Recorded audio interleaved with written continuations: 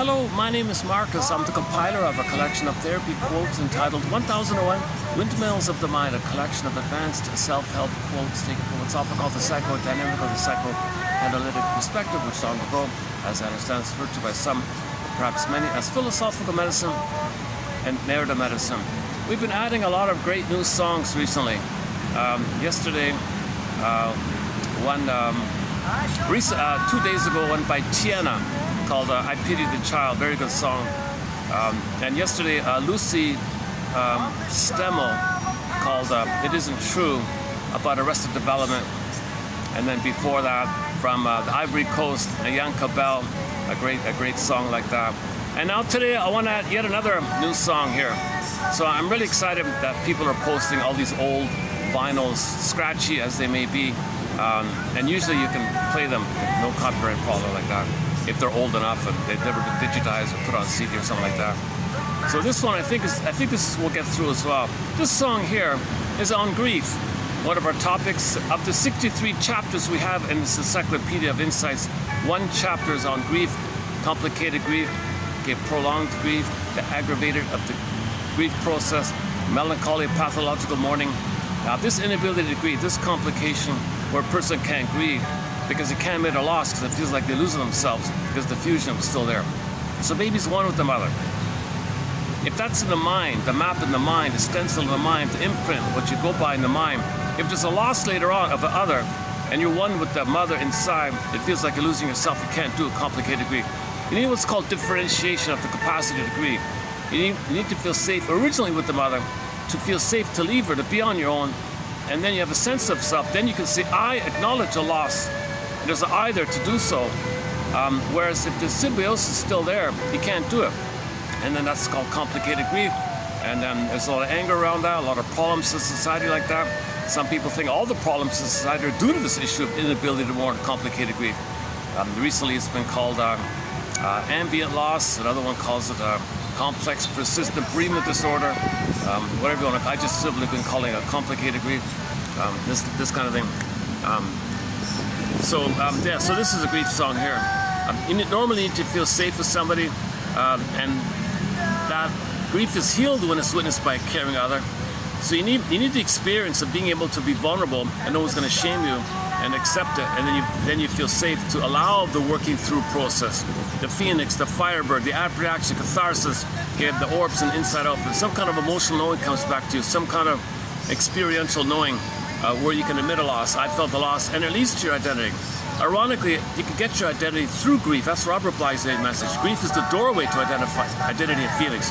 If you don't know your identity, well, admit a loss, and you might get an identity because you need an identity to admit a loss. They go together like that. Some people can naturally admit a loss because they have an identity. But a lot of people maybe can't. So this is the crux of the issue here. How do we have this I that allows a person to admit the reality of the loss? That was a loss. I felt the loss. It could be either. Now this I, of course, is involved with a wide variety of capacity: empathy, an apology, mutual relationships, shadow avoidance, out of out, person to person, creativity, being in the present, the joy of being in the present. I feel joy. There's joy there. For a mother, she could love to be because I love it. She could say I love it because I there. So a lot of capacities with the core self, the true self, the ontological self, the sensitive self, the beingness, the embodiment, the feminine.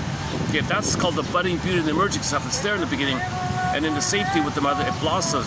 So in the interaction with the mother, the identity blossoms via the safety and the connection and the dependency on the mother. While that's there with the connection called the secure attachment styles, identity is blossoming. Think about the flower blossoming in the soil of the relationship. So his identity is blossoming, his emerging self, his core self, the true self, etc., via the relationship. So two core needs: connection for his identity, identity with the connection, connection with the identity, identity to connection. Barnett calls it dependency needs and narcissistic needs, because in the beginning the baby still thinks it's all about him, like idea. So anyway, let's just touch on the song a little bit. Man, oh man, yeah. So it's fun with these songs lately. So this song, I'll read the lyrics now. He's lost. He experienced some kind of loss. He's spaced out, drifting. So the image is he goes to the forest, walks on the leaves that were resting. Now the leaves wake up, the rustling sound. They really give the image of being lonely in the woods like that. Gets to some kind of temple somewhere. There's lights. It's an old temple. There's a like a Buddha statue or something like that. He's alone like that. There's a lady weeping nearby or something. And then then he admits that the person's gone or something. So it's the whole setup and the scenery and the mood like that. So he's trying to capture a mood. In this song, he's trying to capture a mood for the listener about the grief process. And some people might be able to imagine this song like that. I'm outdoors here. I can't really replicate it here. So let me read the lyrics here also. It's called The Inner Journey Part 1. Oh yeah, I just discovered these guys. My goodness. These guys are from Quebec. I never heard of this band. It's a progressive rock band out of Quebec called Mystery. Somebody commented on an album entitled The Theater of the Mind as a progressive rock band, having out an album called Theater of the Mind. Oh, it caught my attention. So sure enough, it's from a band. The band is Mystery. It's still around even today. They got a whole bunch of albums, a lot of personnel changes. But this is my first song. But this song's pretty good on it. So let's hang on. So if you go to, it's on YouTube there. Just type in the band Mystery song called The Inner Journey Part 1. They've got a Part 2. Let's just do the Part 1 here. So in the song he says, far away. I should just let the singer do it, right?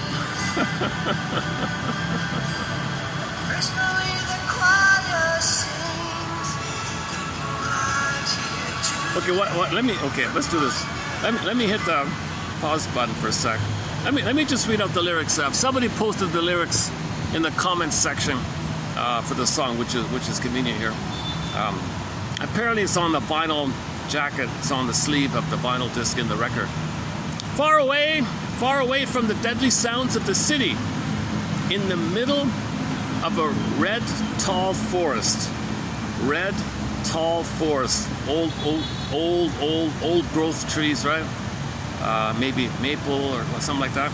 Music to my ears, being in this forest, as my walk awakes, leaves in rest. I love that line. As my walk awakes, leaves in rest. The leaves are resting on the ground. He's walking on the leaves. They were resting, but he awakens the leaves. You hear the crunching sound, right? I shall find serenity at the end of this path. Okay, so he's optimistic. He's on the right track. So he's free associating. He's talking to somebody. He's going to grieve. He's going to admit the loss. I felt the loss. I'm on the right track. I stay on the track of admitting the loss. Don't deny. Don't minimize. Don't over-idealize. Admit the truth. It's this verdict of reality that makes the work of mourning so difficult. So if you admit the reality of the loss, okay, you're on the right track, right? I shall find serenity at the end of this path. So you'll accept the loss. That's a natural response to mourn and weep when there's a loss. A lot of energy in the connection. It triggers the loss. Stress around it. So it's normal to express the pain called mourning. On the shore of a pastel blue lake. On the shore of a pastel blue lake. Okay, so this is maybe deeper in the forest. There's a lake which seems to be enlightened. Okay, so the lake is pure maybe, or something knows or something. From the abyss of its bed, and the moonlight wind softly whispered in my ears, through the ballet of dancing trees, quote, you've arrived here too late, the master had to leave. So now he's superimposing, juxtaposing, condensing at the same time, you know, somebody visiting a wise monk in the hills or something, right? So he missed something. Something's lost. He misses. So just as the person seeking the monk, or the monk had to go home, well, I missed him. Well, you missed the person who you lost, right? In the silence of an old forsaken chapel, sweet, sweet smell of burning incense. Okay, so in these temples, you see the burning incense all over the place, right? Crying widow. So there is a widow there. She's crying, awaiting still merciful. So she's waiting for, to process it, right? And the sunlight caresses the idol. Okay, so there's symbolic support. So if there's a picture of Buddha there or something like that, and there's a light on the Buddha kind of thing, so you're not alone. And okay, and through the colors, through the windows and all that, which seems to be reviving old clay from its sorrow. Okay, so maybe the idol is alive through the sun. So you juxtapose the vibrancy of somebody's presence, warm presence, and I close my eyes as my prayer brings me to my knees, and gracefully the choir sings, "You've arrived here too late. The master had to leave." So he's attempting to allow you to pause a little bit, use metaphor a little bit, to admit a loss. So that's my take on it. I think he's trying to help you to face a loss. So this is a grief song, slightly poetic like that. Oh, it's from the Theater of the Mind album, yeah.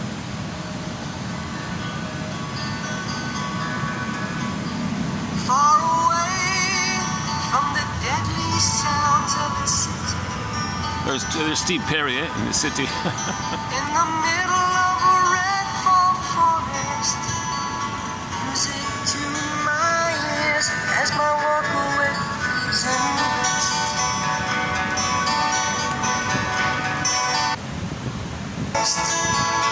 Music to my ears as my walk away leaves in mist.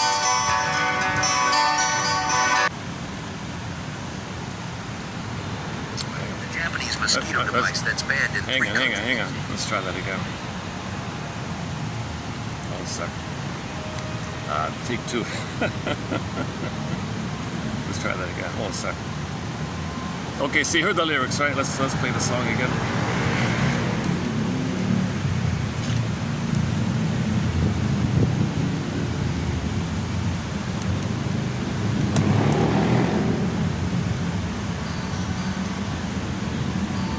Far away from the deadly sounds of the city.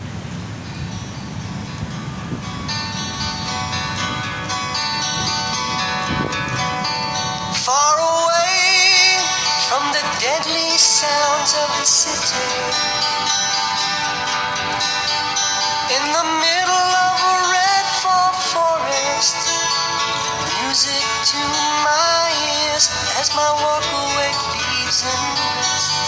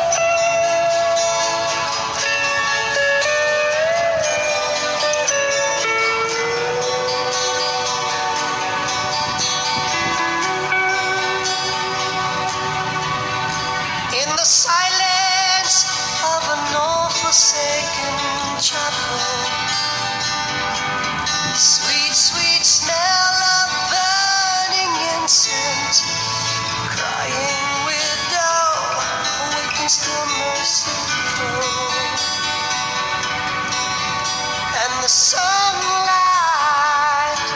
caresses the autumn. Through the colors of the stained glass window, it seems to be reviving old clay from its sorrow. And I close my eyes as my prayer brings me to my knees. And gracefully the choir sings, you arrived here too late, the master had to leave.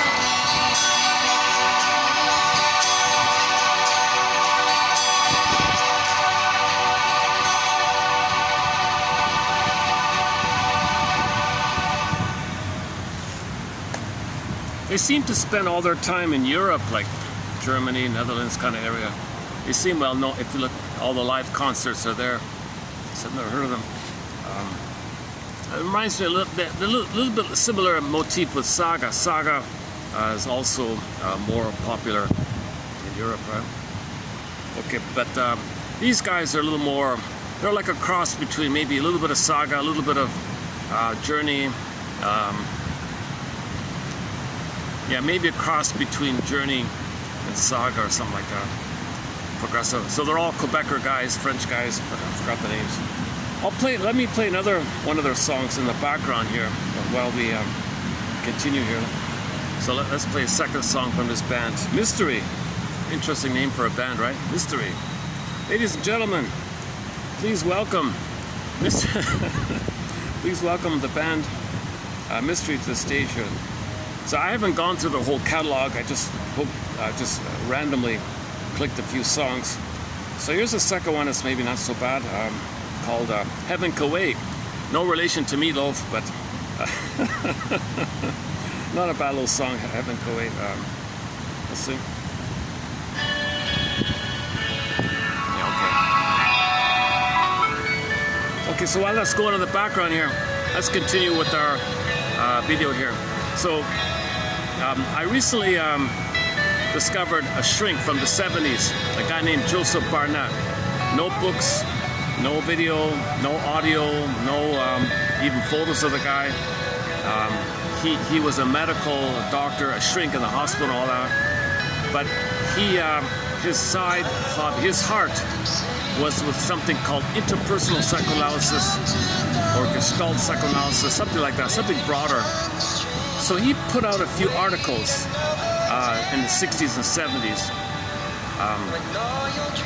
late 60s to the early 80s, I think. He put out about, I don't know, roughly 10 articles or something. And I've discussed 8. I've discussed 8 of them. Yeah. And in today's video, I want to discuss article number 9. I thought I was kind of finished with that. I just found another article this morning. So in this video, stay tuned. I was like, oh my goodness. I can't get the light. Maybe I need to do let me do a shade management. Let me do some shade management here. Hold on a second.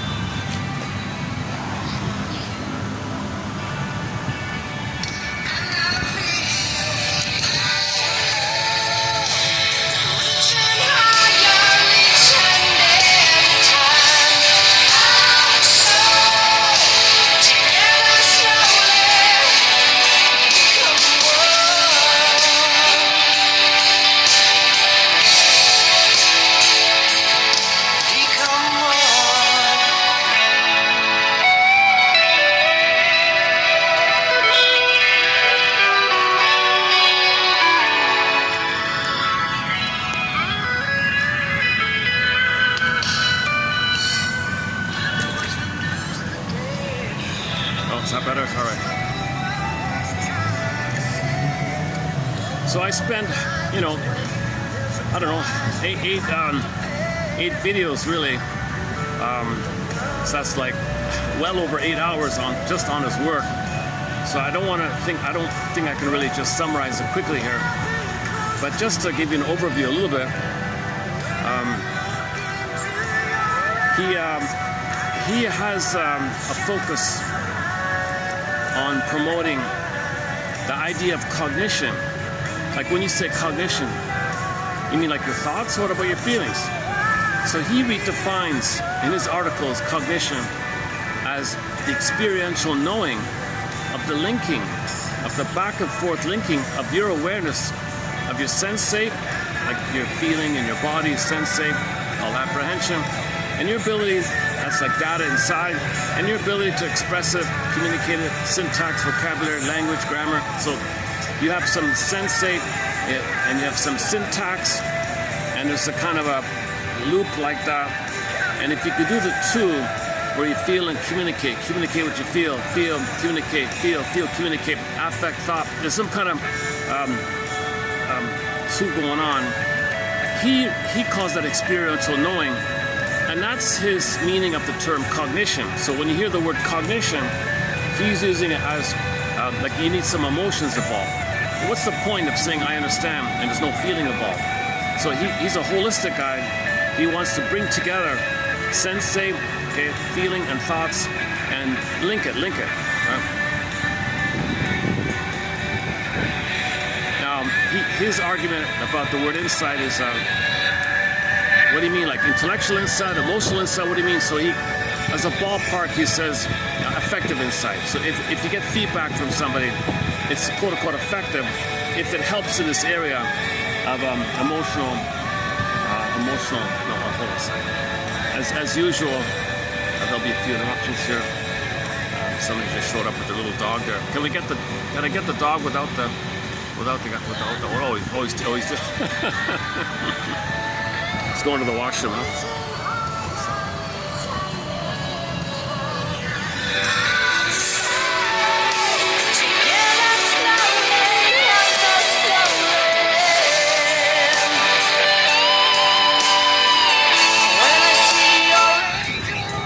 He did his.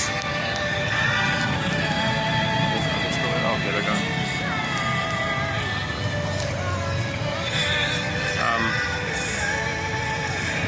Okay, so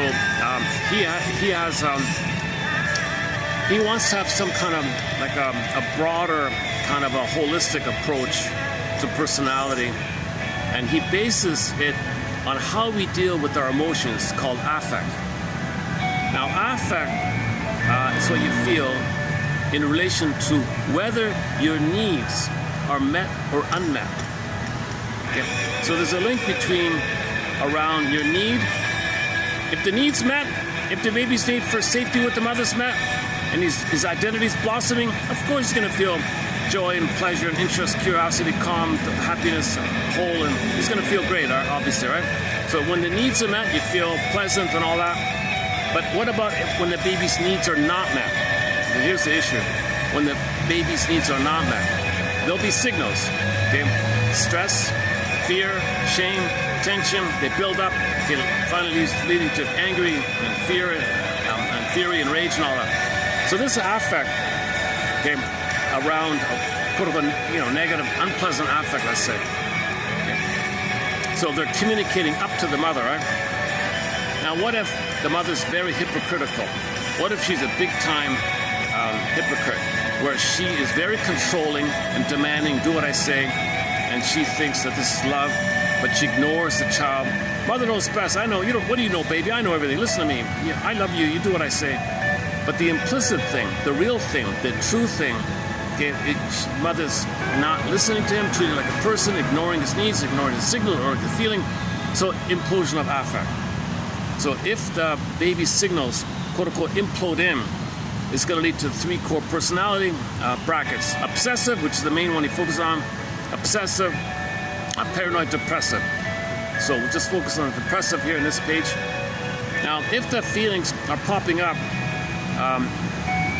and they like grasshoppering up or popcorning up like that, now since it's just a little baby, he can't understand it. He doesn't know the full meaning of it. He can't hold it. He wasn't too violated where it's totally pushed down. It's kind of popping up, but it's erratic, it's chaotic, it's unrefined, a little crude or something. This leads to the hysteric and all the varieties, hypochondria, BPD and all that. Okay, impulsive, doing something impulsively, or the behavioral, the most disturbed behavioral version of them, dealing with the affect, the acting out one. So these are people who do things physically, like the bully or antisocial. So So if the affect is popping up, it'll lead to hysteric, impulsive, and acting out personalities. The three on the popping up side. If the affect, once again, affect means signal, it's communication. Mother, my needs are not met. Affect. Okay? If the mother really can't deal with it, and it's too painful, the child ends up imploding of affect, obsession, get paranoid, depressive, those three. So you got 6 personalities, get 3 based on the affect popping up, 3 based on the affect popping in.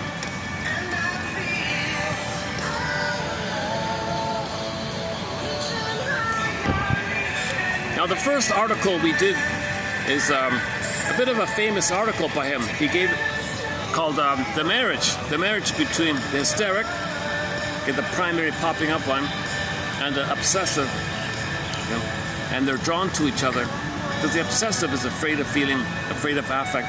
Now the hysteric shows affect. It's crude, it's simple, unclear, but it's some release for him. He's got a lot of tension denying his affect. So if his partner shows some sign of it, vicariously sees it expressed, he feels a little release like that. So he's drawn to somebody expressing what he can't express. So the obsessive might be drawn to vivacious characters, like let's say, you might say.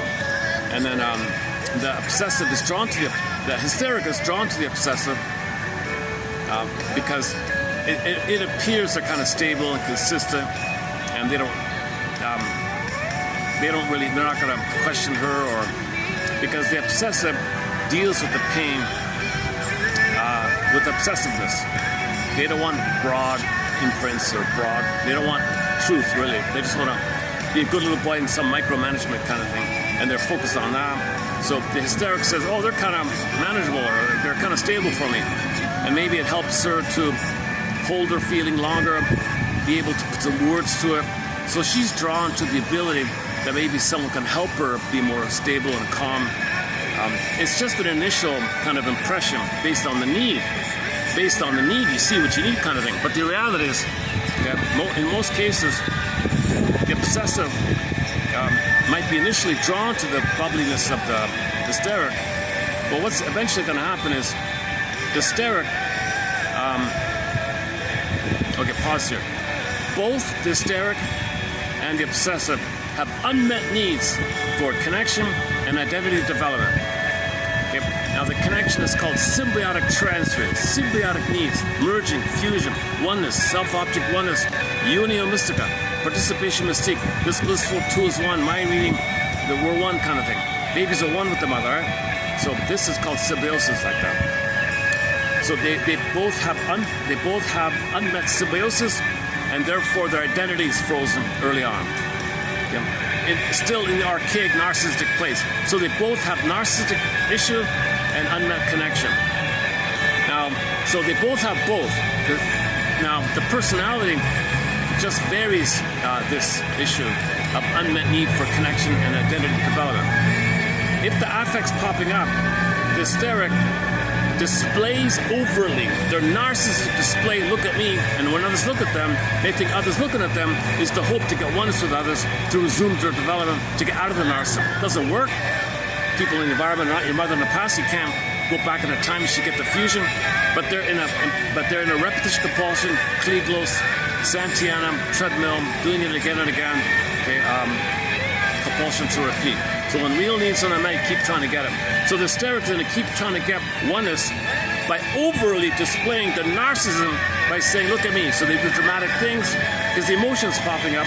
They're in the narcissistic place and the emotions are popping up. So the narcissism is displayed, kept looking for the connection to resume development in the past.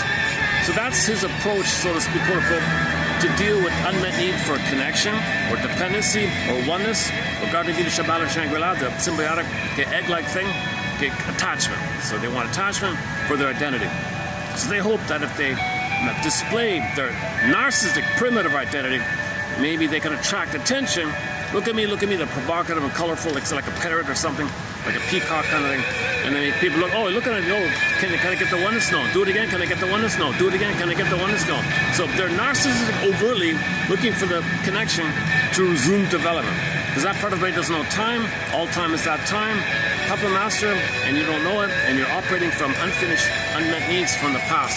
function like a puppet master driving you, called unconscious determination, not logical, not reasonable. It's kind of coded like that. Okay. Now the obsessive has the same two unmet needs.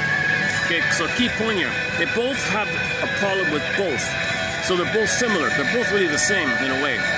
The problem is how the affect, how they deal with affect. The obsessive imploded the affect. So the theory, Barnett's theory is that his defense is to covertly take refuge in minutia and feel important with minutia, trivia, OCDism, okay, being a good little boy in some micro thing and feeling important, special in some micro thing covertly. And if he does so, somebody might say he's a good boy. That's the connection. So he covertly hides his narcissism in micro minutia, okay, and then maybe someone will say he's a good boy. So that's the same kind of idea. Narcissism, connection. So he has covert narcissism, looking for connection when somebody says he's a good boy. She has overt narcissism and looking for connection when somebody sees her, kind of thing. Because they both want the oneness idea. So it's just a little variation, but the same kind of underlying thing. Okay. So there's a lot about the marriage, because in some cases, if the couple is aware of themselves and they read his articles and they go to couples counseling, they can grow together and heal together because they are drawn for healing. He wants to be able to express his feelings, so he's drawn to that. And he can learn how to express his feelings, but the obsessive has to get out of this micro obsessive thinking and learn true thinking. The problem with the obsessive is he doesn't want true thinking, because true thinking, okay, will lead to feeling. He doesn't want feeling. He doesn't want true feeling. Obsess and take refuge in obsessive thinking. Obsessive thinking is not true thinking, because obsessive thinking cannot see the forest. They cannot know the inference, the spirit, the main idea, broader, because it leads to the feeling of other hurting him. So that's why an obsessive, the example is the obsessive sees a film, and like an interesting film, all he can tell you is some minutia about the special effects. It was wrong or something. He's an expert on some minutia thing. Well, what about the main message? No. Main idea? No. What's it about? Nope. The minutia. He doesn't want to take a chance of triggering the truth, the broad meaning of the feelings, the broad meaning of his childhood. Mother hurt him. He doesn't want to know the broad meaning of mother hurting him. So in general, he has that pattern of not wanting to know the broad meaning. So they'll see harmful things out there, and I don't want to know it, kind of the minutia, you know.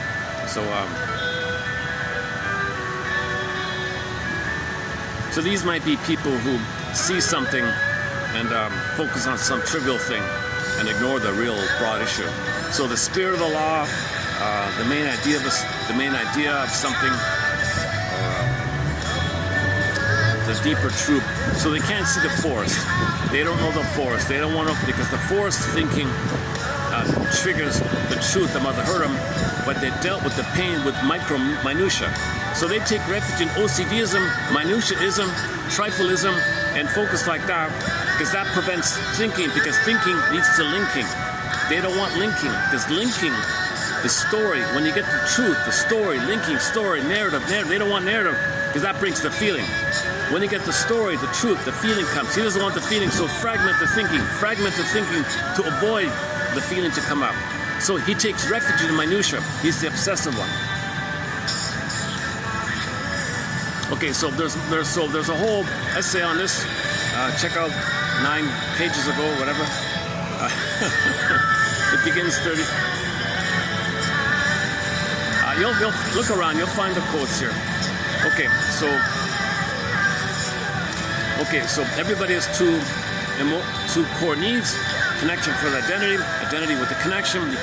Don't think of it as either or sequential. They're both happening at the same time, and both have both, and both are dealing with those two needs being unmet. Both of them, same situation. The only difference is the hysteric pops up the affect, leading to the hysteric personality, and the obsessive implodes the affect.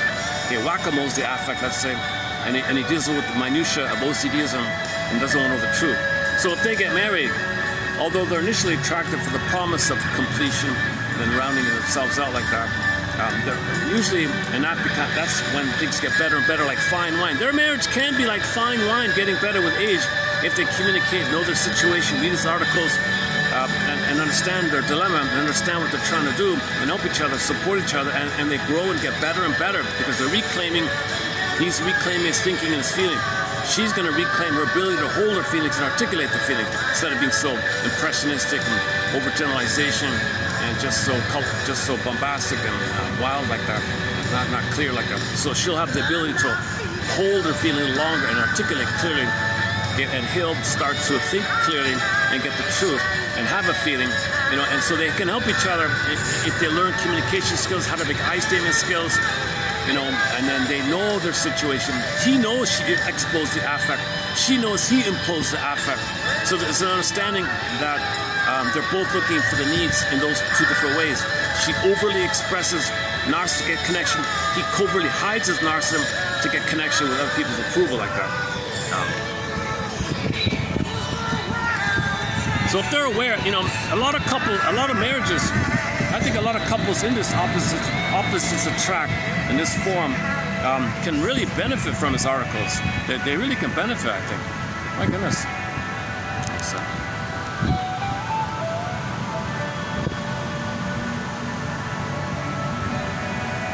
I'm dealing with the heat a little bit. It's 40 with the heat index here. Not too much breeze here today. Okay. Okay. Let's keep going. Okay, so are you with me? Two needs. Okay. Unmet affect. Affect pops up. Okay, leads to hysteric, impulsive acting out. Let's just focus on the hysteric. If the affect implodes in, he calls it the implosion of affect, the obsessive mainly, and the paranoid depressive. Let's focus on the first one, and then the marriage idea. So it'll become like sour milk because they're not aware of it, and won't become like fine wine if they're not aware, because her overt display for connection. What's the connection? Tenderness, sweetness, mother's softness, vulnerability, mother's tenderness. The obsessive has a taboo. He's terrified of feelings. He can't offer it. He now thinks the mother, his wife, whatever, is the hypocritical mother, talking about feelings and all that, wanting connection. Whoa, mother, back off. So he's going to become more micro-obsessive, more perfectionistic, more OCDism, more, what do you call it, like a soldier, marionette, what is it called, like more stiff or whatever, more pedantic and rigid and stubborn like that. He'll become more like that. She's going to panic being triggered. No connection. She'll try harder. She'll display and become more dramatic, harder and harder to get my attention. She'll be provocative. Give me attention. That's my mother. Back off. So he's going to back off. She tries harder. He backs off. Okay, they trigger each other. Sour milk. If they stay married, they probably end up what's called with an emotional divorce. Still physically married, but emotionally divorced. Then they get sour and they focus on the kids or outside interests. They ignore each other. And they barely see each other kind of thing. So that marriage gets worse and worse over time. There's no intimacy. Remember, marriages get better because in the connection, yesterday's topic, the connection, the relationship fuels your identity. There's a link between relationship and identity. Okay, think about the baby. He's relating with the mother's identities there. Just apply that in general, just in broad terms. Yesterday's topic was isolation of affect. If people shut in their emotions, and they're relating to people, but the emotions are shut away. But they're relating, emotions shut away. Relating, emotions shut away. It wears on the sense of self. It becomes emptier and emptier because the relationship, you want to bring your emotions to the relationship, and then your selfhood is nourished as you bring your emotions to the table in the relationship. Relationship identity. So the affect is needed to enrich the self, and that's via the relationship. So relationship, yesterday's topic on the isolation of affect. So there's an old phrase called isolation of affect. Barnett expanded on it a fair bit in the last video. So check out the last video. A good video. Done at this spot, done here. No views, can you believe it? I can't believe it, no views. That was a pretty good video, I thought. Yeah, that was a good video. Most of maybe the first half was quite good. I kind of got bogged down with reading the article, and I kind of bailed on it a little bit. And then at the end it was okay. So I would say check out the first half. Yesterday's video. That was a good video. I'm surprised no views. You got to be kidding. Now in the shorts section, a couple of the shorts got a few views. So that's something, I guess. Let's see how this video goes. This Barnett stuff is good. The Barnett quotes is sort of a good starting point with psychoanalysis. I was saying it before. If somebody's just beginning with psychoanalysis, start with the comic psychoanalysis. The comic 1955 comic series entitled Psychoanalysis. Only 4 issues put out, but there were 3 clients on the couch, and then over 12 sessions all in, and republished 6 years ago by Dark Horse Publishing. The complete run of the comics now it's been reissued. It's available now through them in digital and hardback. I don't know if the hardback's still there, but you can get the comic. That's the best 101, I think. I think another good 101 of the many starting points, I think it's the Barnett articles. It's sort of self-contained. He's a clear writer. He zero ins. He kind of focuses on this issue.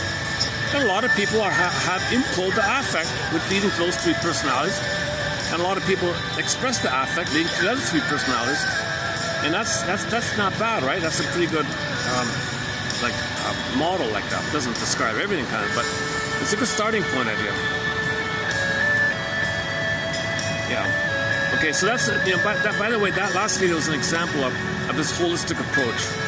That if somebody's quote unquote has a sense of self, but they're afraid of relating, become a little bit schizoid, leave me alone kind of idea, but there's still some identity they're protecting, a shell-like, turtle-like kind of thing, so they're maybe withdrawn or something. That's different from people who relate a lot. They interrelate quite a bit, but there's no emotion. So that's going to affect the sense of self. They always feel empty, although they're a social butterfly, but they still feel empty all the time. Isolation of affect. So we talked about that. So this link between relationship and sense of self and the role of affect in both like that. So all 3 are involved. Relationship, sense of self, and affect. He tries to bring it together like that.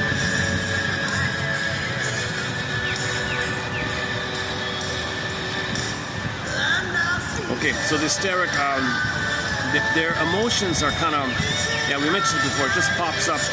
And they have a lot of sensate, but they don't really think precisely about it. So they're kind of a little bit more on the sensate, he says, and the syntax is kind of limited or something. So help them build the ability to feel properly, then maybe they can think about it. Whereas the obsessive has a lot of quote-unquote syntax, but it's just fragmented syntax, not proper thinking syntax, focus on the denial of the feeling. Then you're obsessive because of the denial of feeling. So if they lack that sensate, a lot of syntax, and then the other one has a lot of affect but less syntax. A healthy experiential knowing is interplay between the 2. You want to link the 2. So help the obsessive think properly, to feel what he's feeling, and help the obsessive, help the hysterical to think more clearly, question things a little bit.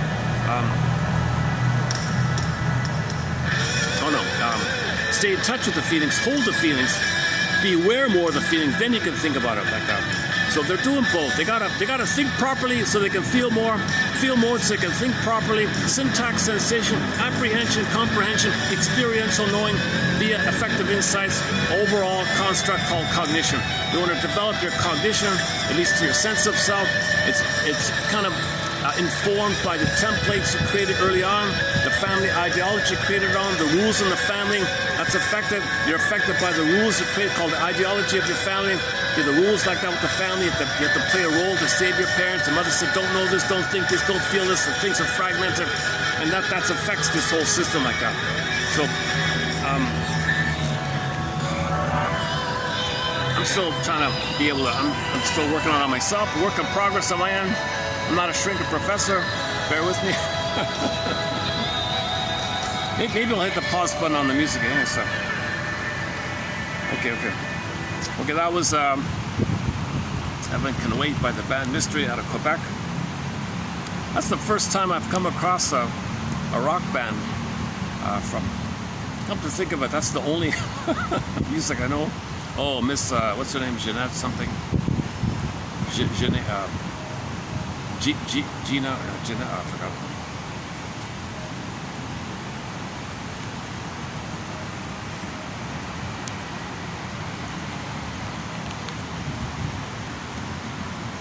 Okay, so 2 needs, unmet, affect.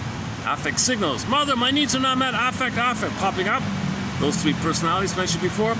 Okay, if the mother's too hypocritical, where she's really bombastically telling the kid, you can't feel, you can, I know, you don't know, and it implodes in, leads to the 3. Okay,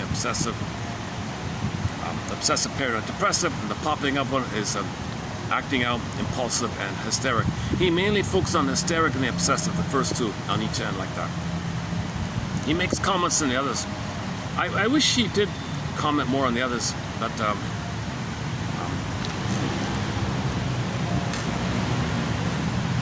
yeah, you know, somebody, his buddy, I found a comment by one of his buddies. His buddy and his daughter wrote a tribute article to him, which I'll maybe, I'm not sure if I'll post it or not, but his buddy and Barnett's daughter, Roanne, is that right? Wrote a little bit of a blurb, like a little bit of a tribute to him when he passed away and all that. And he said the last thing he was working on, just before he passed away, never got published, but they had some note, like scribble notes or something. He said he was working on the idea, if the shrink is obsessive, you see, think about that. So what Barnett did was, he would apply the obsessive and hysteric in different situations, like in religious things. So if the obsessive goes to religion, they love rituals, because the behavior of a ritual, it's obsessive. When you behaviorally move with your motor, body, muscle, when you move, it reinforces the obsessiveness. If that entrenches obsessiveness, that means you're not going to think. If you don't think, you won't feel. So religion is very good for obsessive. Generally love religious things. We're talking about religion not in the context of victims of the plunder system. We're talking about religion when it's used as a tool of the plunder system. So keep that in mind. It's a whole separate topic. I don't want to open that door today here, but we have one article about the ideology idea, where the first ideology is the imprint with the baby and the mother that transcends the family systems theory. Go to family systems theory, Mary Bowen, the roles kids play to keep the parents together. Does the kid have to give narcissistic supply to the parents, or the scapegoat by the kid? Should he be lost so the parents can feel they can be freed? Should he go off extension? They might play a role to keep the system together, homeostatic system. That becomes the family ideology. Even if it's painful, of course, because he's not free to be himself if he's being used by the parents like that, and he's not seen and supported for who he is. Mother says you got to do this and all that. He creates a religion ideology, family ideology. So let's say later on, he's not out of it. So Barnett's saying you got to give people tools in high school so they can get out of it. Yesterday's topic as well. Anyways, if he's not out of it, at best he'll live life in an extended adolescence. So even if he joins clubs and things later on, he's going to carry the same kind of family ideology. The imprints there, it's just going to be recreated in his workplace, or if he joins something like the religious thing, he'll still be going on like that. He's an advocate for adult development, give high school students tools and perspectives so they can update these imprints, update these ideologies. They're very limiting, they're very restricting. Why? Because people need a sense of creative self.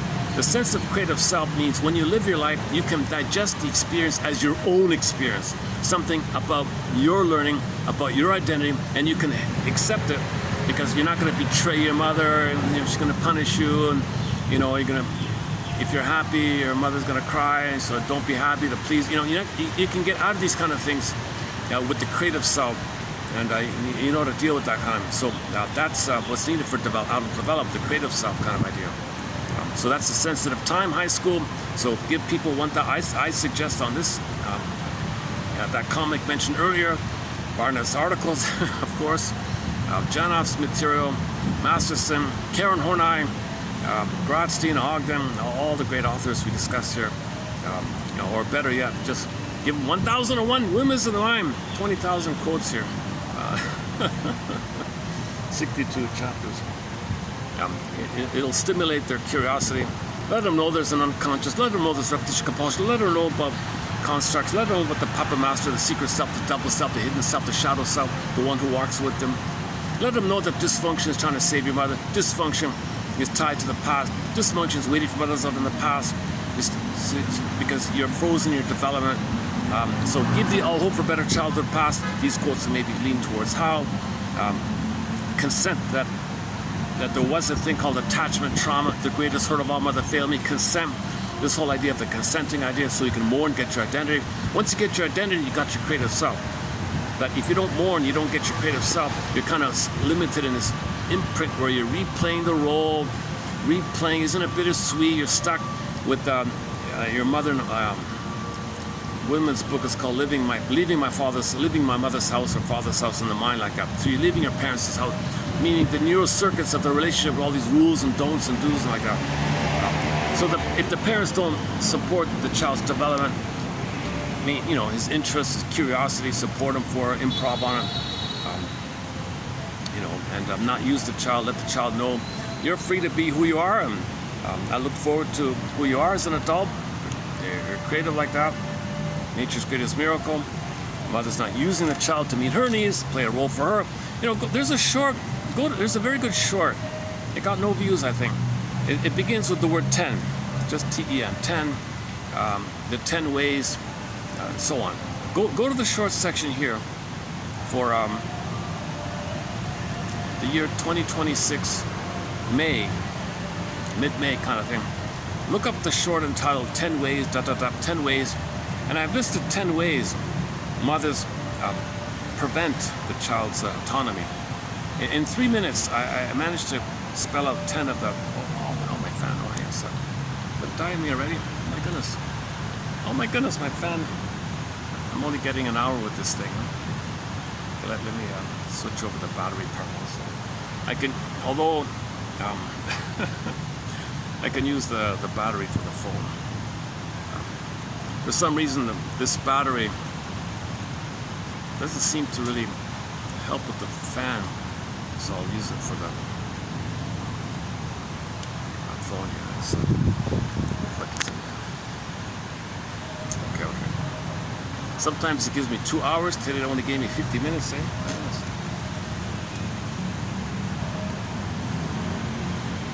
Oh, you're gonna see me sweating soon. Here, all right. Sweating already, eh? Jesus. Now today's a little hot. Today's a little extra hot here today. Where are we here? Okay, so this topic about the need to let people know in high school that there are such a thing as theories, that they can learn and they can update things. They don't have to be cursed and jinxed with a traumatic trip, repeating over and over again, waiting about stuff in the past. Let them know they're in this dilemma.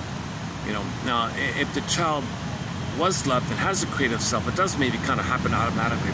But that song we played yesterday by Lucy, the singer Lucy, the folk singer Lucy Stemmel, she has a very good song called It Isn't True. She went to school, they told her nothing. Well, how do I become an adult? How do I grow up and mature and know what I like? Don't think about it, it just happens naturally. She had no clue. She did what she's supposed to do, got married, had a house, had kids, but it felt depressed and no direction. And it was upset, and what do I do kind of? So she had no sense of identity like that. So it's not true. You need some, the problem with high school is they entrench, don't have your identity. The one of the agendas, it does seem to be the case. The curriculum is designed not to make people think. Famous George Carlin idea. It does seem to be the case. You don't see people learning how to make I statements. There's no reference to projection, projective identification, reaction formation, identification of the aggressor. There's no analytic principle, psychodynamic, depth psychology. There's nothing like that. There's no psychoanalysis in there. There's no reference that there's a link between feelings and needs, that you have needs. They don't even know people have, they're just oblivious to it, right? They're hypnotized with the trauma with the mother, and they keep it like that, and they stay in an extent to adolescence. And they don't really think properly, they won't feel properly, so they're easy to manage, easy to control or something. So Barnett is a huge advocate We're giving people the tools to think for themselves so they can feel for themselves, know themselves, have the sense of self, and the capacities and the gifts and the treasure of having your real self. Okay, then you have the blue jay of happiness, the bluebird of happiness, the golden ball, radiance of feelings, aliveness of feeling. You feel real and alive. Okay, that's the core issue here. We don't feel real and alive with all this attachment trauma, relational trauma, interpersonal trauma, strain trauma, ambient trauma, leading trauma that takes place commonly. And you create this construct. It's limiting, it's restricting, it's defensive, and it's a jungle mentality. It's limiting, so don't think because you don't want to feel the pain of that trauma. So obsessive or hysterical kind of thing. So you got to get out of these kind of things with theories. With theories. Yeah, that's his phrase. Teach students theories. Give them theories. Oh my goodness! Oh, I'm drenching in sweat here. Let me just take a short perspiration break here.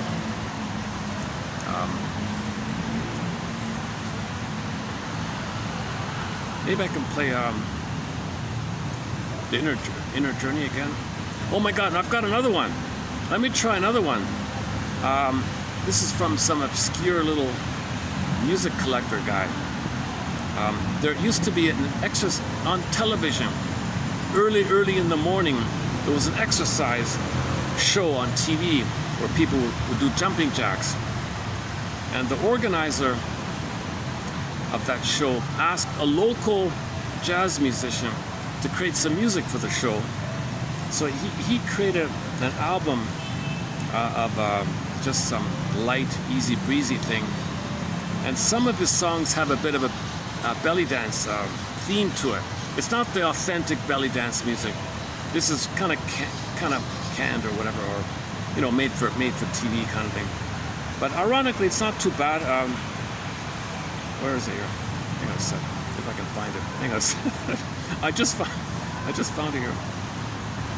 Oh, 2 days ago. The singer is Tiana. Check out the song Tiana.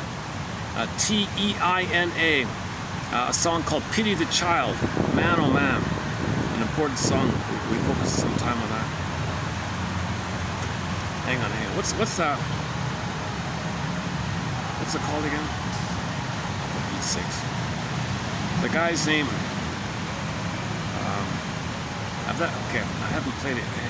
Bear with me. Hang on. I gotta find it here. I wasn't even sure if I was going to play this. I mean, this is just an experiment to see how it sounds and to see if there's a copyright. I don't think there'll be a copyright problem on this one because it's from a vinyl.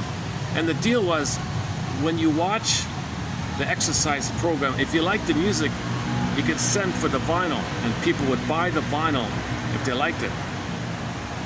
But it was just on a local station. What's it called again? I don't even remember what it's called. I don't remember what the thing's called. Hang on a sec. Do I still have it here? Do I even have it in here? Let's try one more run through here. Is it in the A's? B's?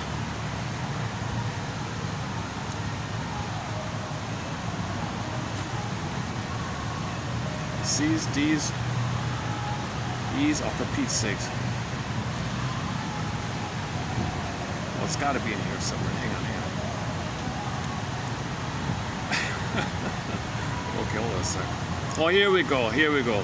Okay, the guy, he's just a local unknown jazz musician in Hamilton, Ontario, called Jerry Toth or something. And he was commissioned to write the music for this morning dance show. So here's a song of his, 1976, called Minka's Veils. So it has a belly dance routine, and everybody liked it. So let me take a 3-minute break with some belly. If you want, let's try. Okay, let me unplug this here. All right, I'll see you in 3 minutes.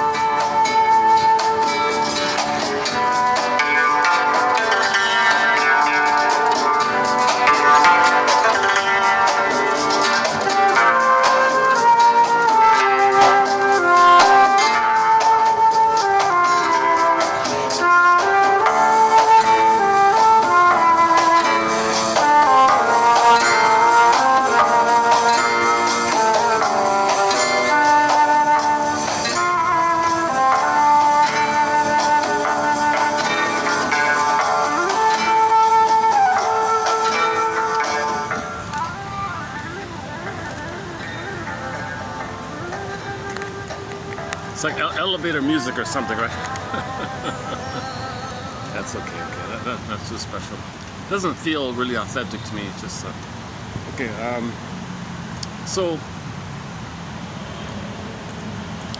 So in conclusion, we completed here in this channel 8 pages of quotes on the work of Barnett.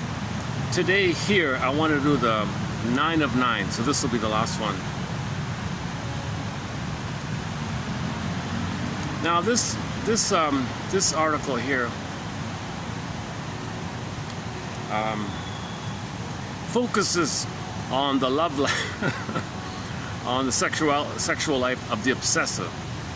So this is a specialized article. Now we don't cover this section as it should be a topic, obviously. So maybe down the road, there's a whole world of literature on this kind of thing. I've got 63 on the go already. You know, psychological interpretations of myths and fairy tales.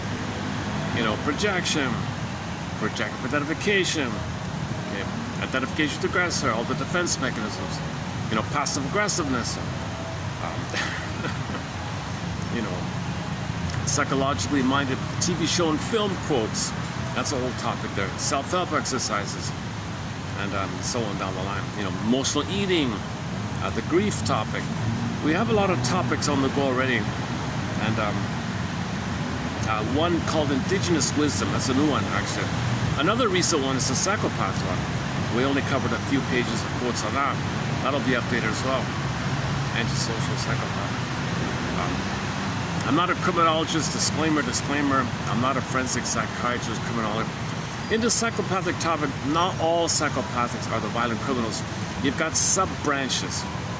You got various sub-branches discussed last month. BPD, of course, is a major one as well. Narcissism is a major topic. So we've got a lot of topics on the go already.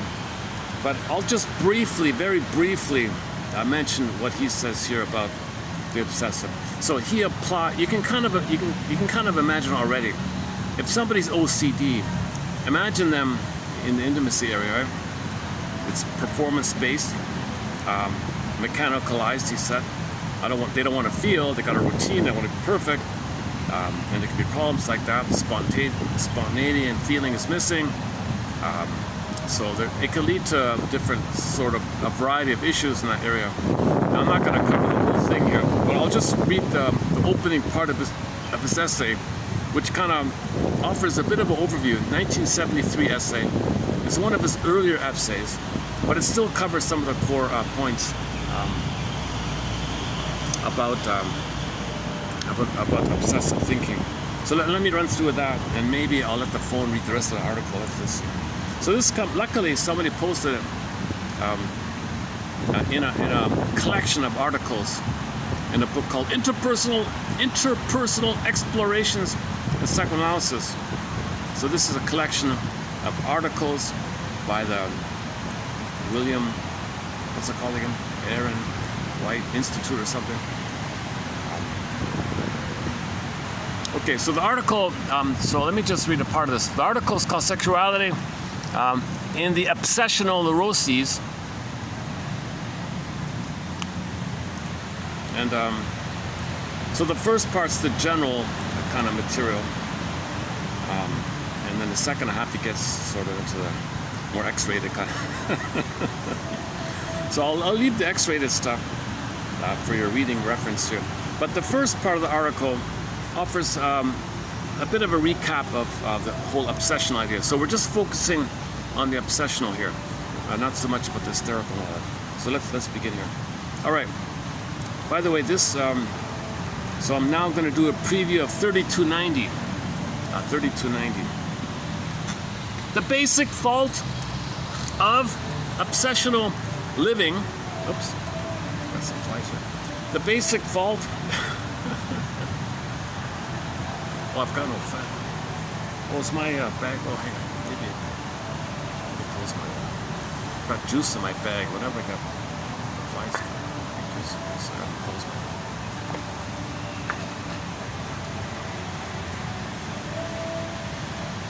Actually, now that it's we doing with it? Stay here.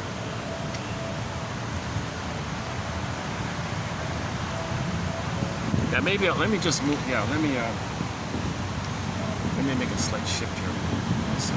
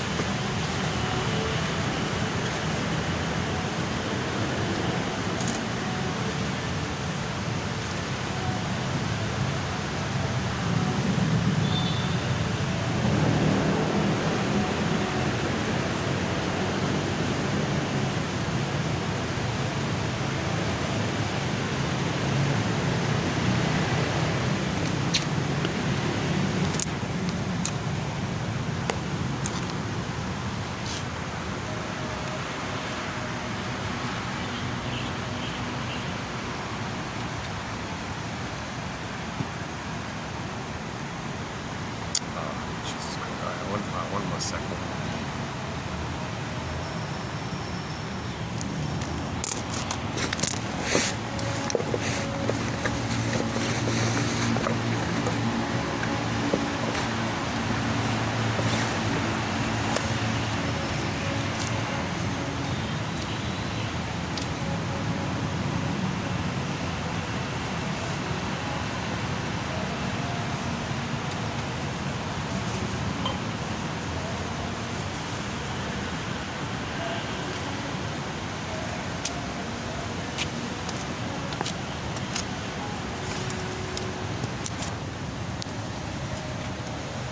Hopefully this will work here.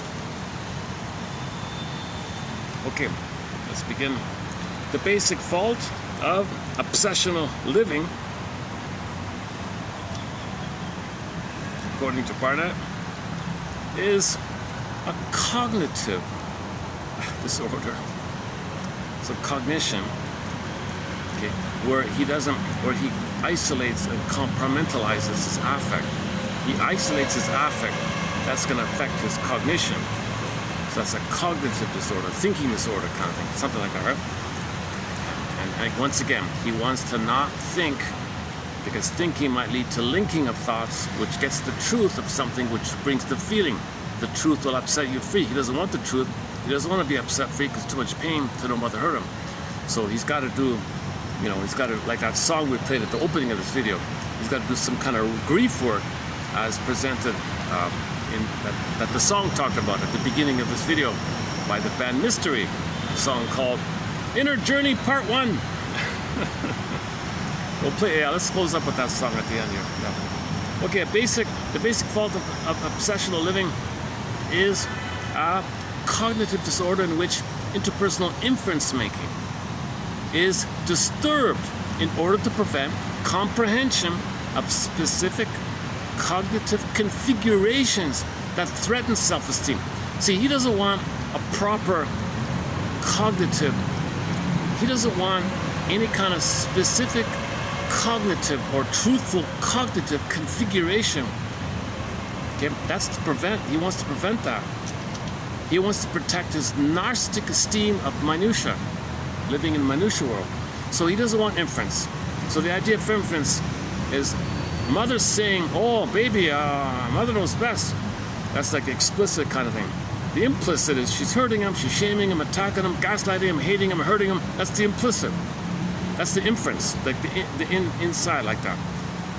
So later on, he doesn't want to know something hidden. Just let me believe some superficial thing. Okay, superficial thing. Okay, and not know the inference. So in relationships, he won't know what the other person's feeling, what he's feeling. He has a mechanical OCD routine in his lovemaking or something like that. That's his point, like that. Okay. All right. The basic fault of obsessional living is a cognitive disorder in which interpersonal inference making is disturbed in order to prevent comprehension of specific cognitive configurations that threaten self-esteem. I have observed that cognition may be regarded as a system of experiential knowing that integrates apprehended modes of knowing organized in sensate affective states and the comprehended mode of knowing organized in syntactic linguistic terms as thought. Cognition, in this view, is considered as encompassing both affect and thought in a constantly interacting system. Okay, I think the yin-yang symbol is good for this. Okay, the yin, the affect, the sensate, the yang, okay, syntax, language, okay, and there's a harmonious, like the Tai Chi symbol, the harmonious moon and sun, night and day interaction like that. That's a healthy kind of a thing. Feminine, masculine kind of thing. Also known as feminine, masculine. Okay, being and doing, you're doing from the being and doing, thinking from the being, feeling, thinking, there's kind of interplay like that. Again, the basic fault of obsessional living is the cognitive disorder in which interpersonal inference making is disturbed in order to prevent comprehension of specific cognitive configuration that threatens self-esteem. See, it threatens his self-esteem, you see, if he's going to feel too much and be reminded of Mother hurt him. Because when Mother hurt him, his esteem was crushed, right? He feels a lot of shame. Obsessives have a deep shame-based thing, so they don't want to expose that. OCDism is a defense against the shame. OCDism is like the esteem, the narcissistic, I'm right about something. So they don't feel the shame, which they would feel if they were to think and have a comprehensive thinking system that would allow for the truth to come up. I have observed that cognition may be regarded as a system of experiential knowing that integrates apprehended modes of knowing organized in sensate, like sensations. So you need a body. Okay, so emotions are commotions in the body. Okay?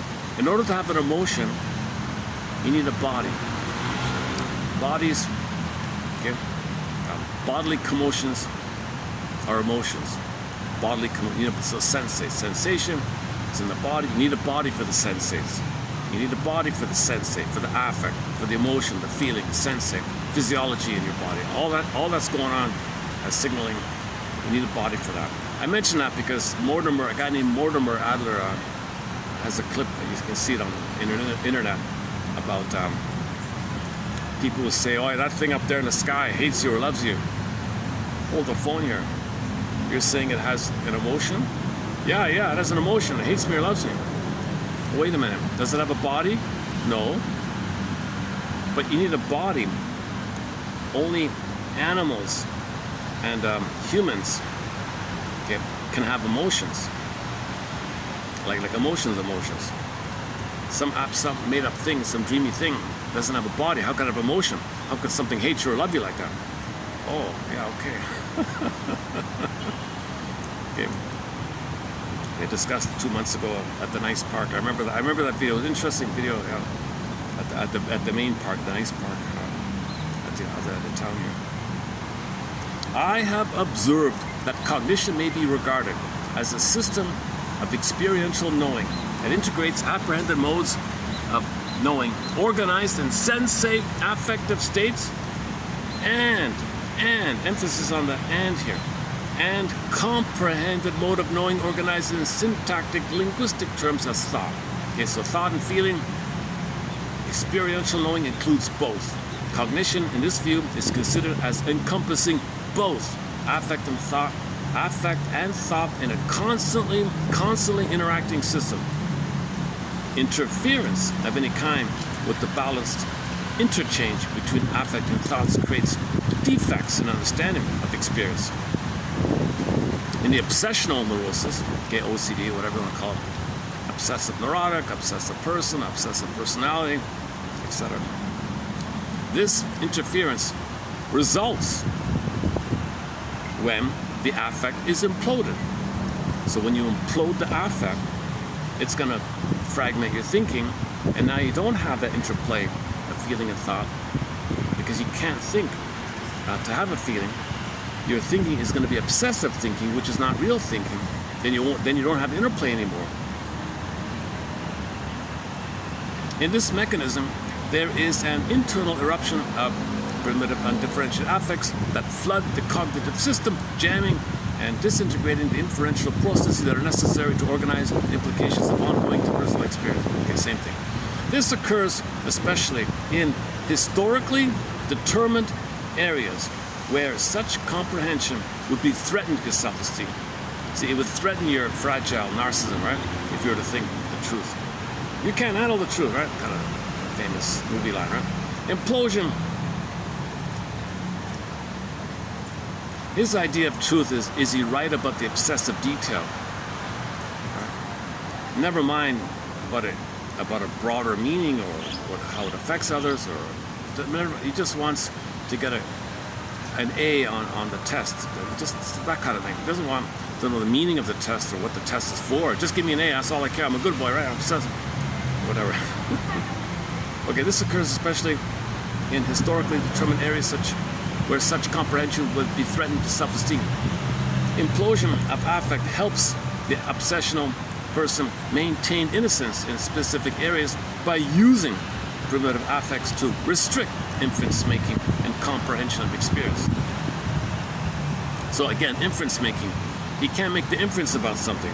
Give me the data, give me the stats, inference. What is that? The real meaning of something, unspoken, but the real, I don't want to know, because it triggers, the original baby can't know the implicit truth of mother hurting him. The obsessional way of life is largely organized to meet the historical dilemma created by the hypocrisy and ambiguity characteristic of the obsessional's early family situation. The self-system of the obsessional develops in a climate of hostility, rejection, and power struggle, hidden beneath a facade of loving care and concern. See Sullivan 56. So the mother says, "Oh, I have so much concern for you. Oh, little baby, I love you so much. You have no idea." Okay, that's camouflage. This over concern, this over managing, micromanaging, obsessive managing. Underneath, she's filled with shame and hostility and hate. That's the implicit. He implodes because of that. He implodes his emotions because of that. In lieu of warmth and acceptance, controlling the baby is not love and acceptance. It's different, right? In lieu of warmth and acceptance, and tenderness, he has been the object of overprotective and restrictive demands. This the mother says, do this, micro time for this, schedule feeding, all these things. Parental approval was,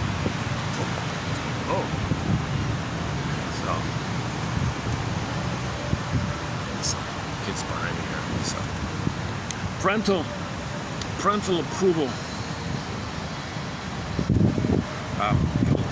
Parental approval was predicted on the degree of the child's. I'm glad I moved up here.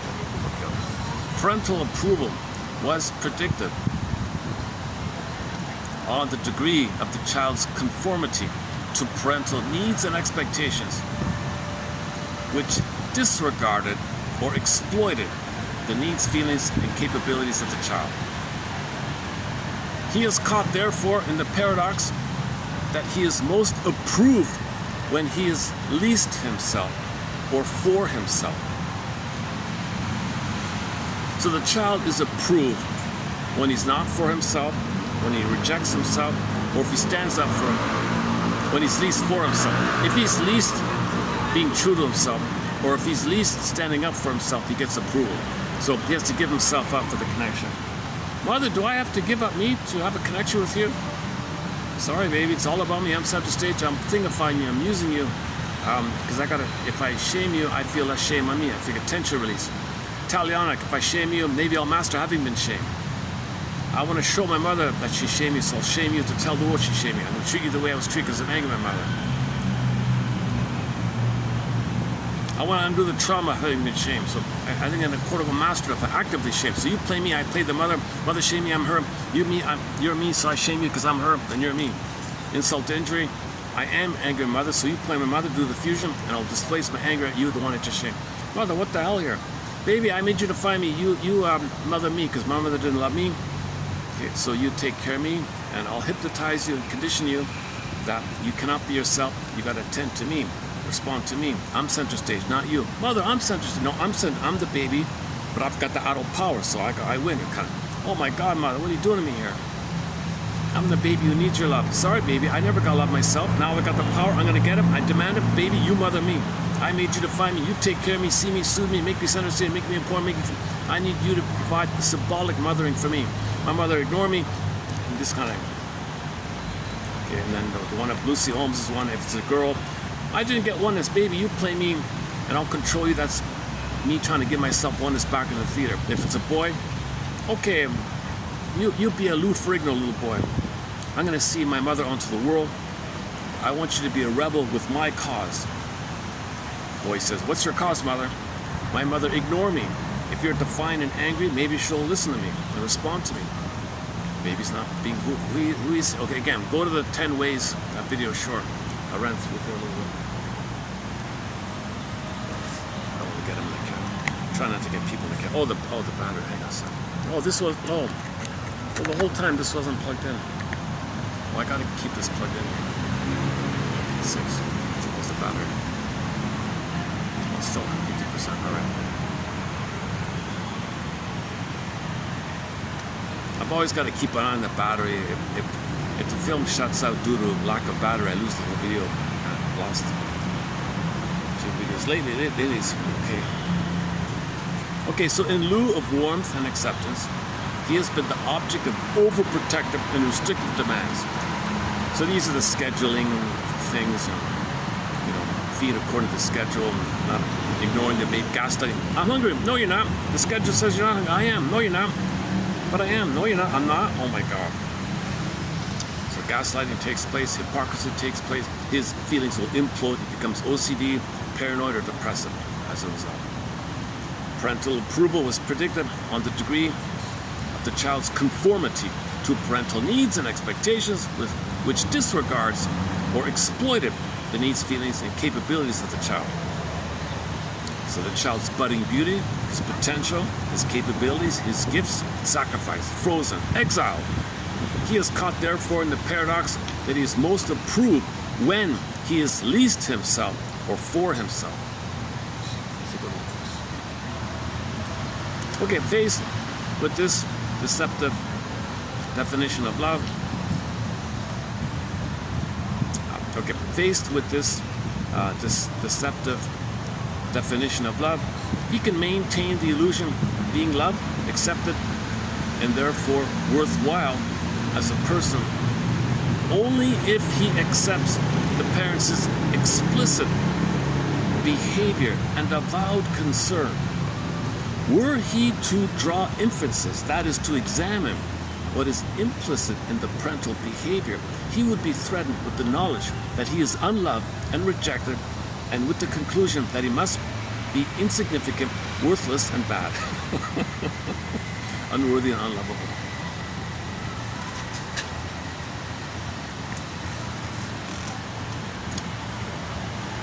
So, maybe I can change my... It's okay like this? I don't want to get that in the camera. Okay,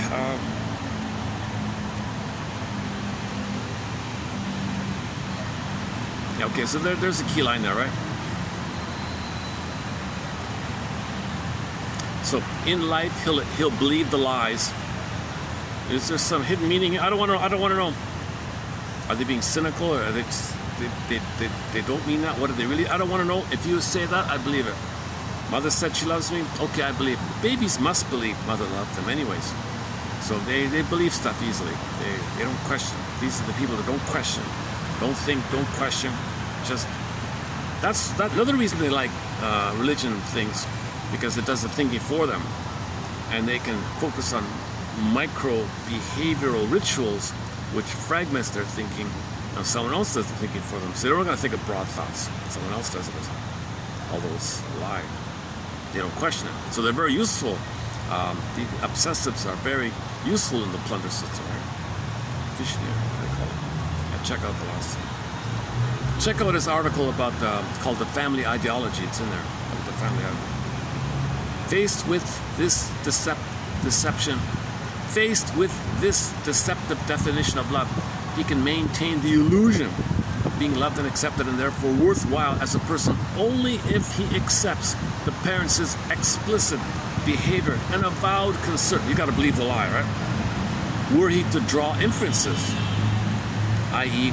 to examine what is implicit in the parental behavior. So think about the baby, okay? Mother's hating him and controlling him and do this and ignoring the baby's feelings and needs. And mother's making it all about her, ignores the baby's feelings and soul. That's the implicit truth. He feels he's being shamed, rejected, he thinks he's unlovable, unworthy. Some people call it soul. I don't want to use that phrase. But the soul gets exiled, put it that way. The soul is damaged, gets exiled. So usually we get images like the match girl and things like that. All these people starving in the winter, looking inside people's homes, eating a nice meal, but they can't get in. These kind of images where they feel unlovable, no one wants them, rejected, those kind of things. So that's a metaphor for the feeling like that. So the original inference was mother didn't meet his needs, and by that he concludes he's unlovable.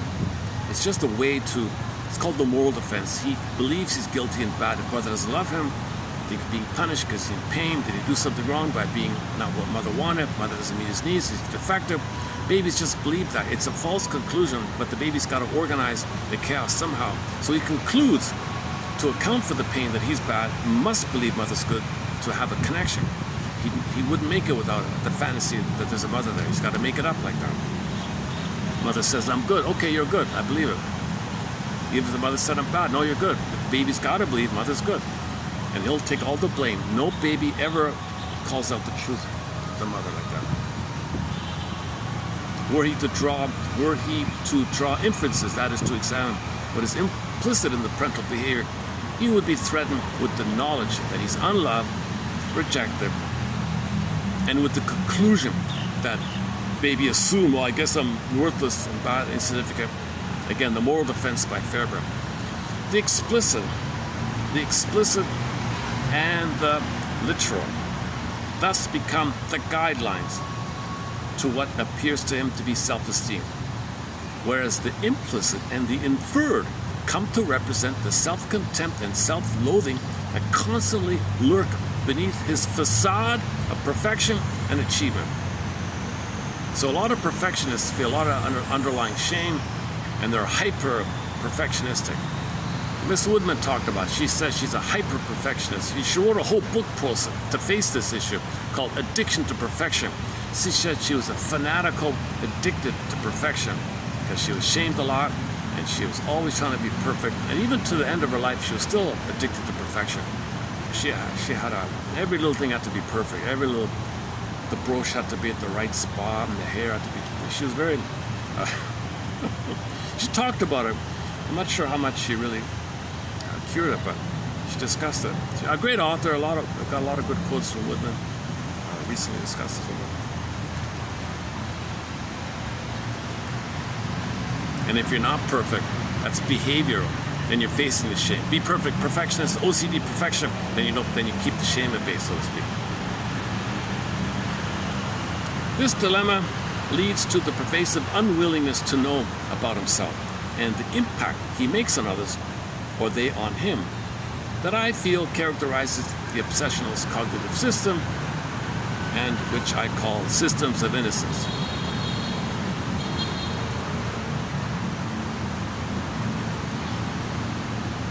That's why, if the bully's hurting a kid, other kids are watching, they're like, they don't want to know he's being hurt. They don't want to feel that they feel badly. Like they don't want to know the inference, like that, stuff like that. I'm innocent.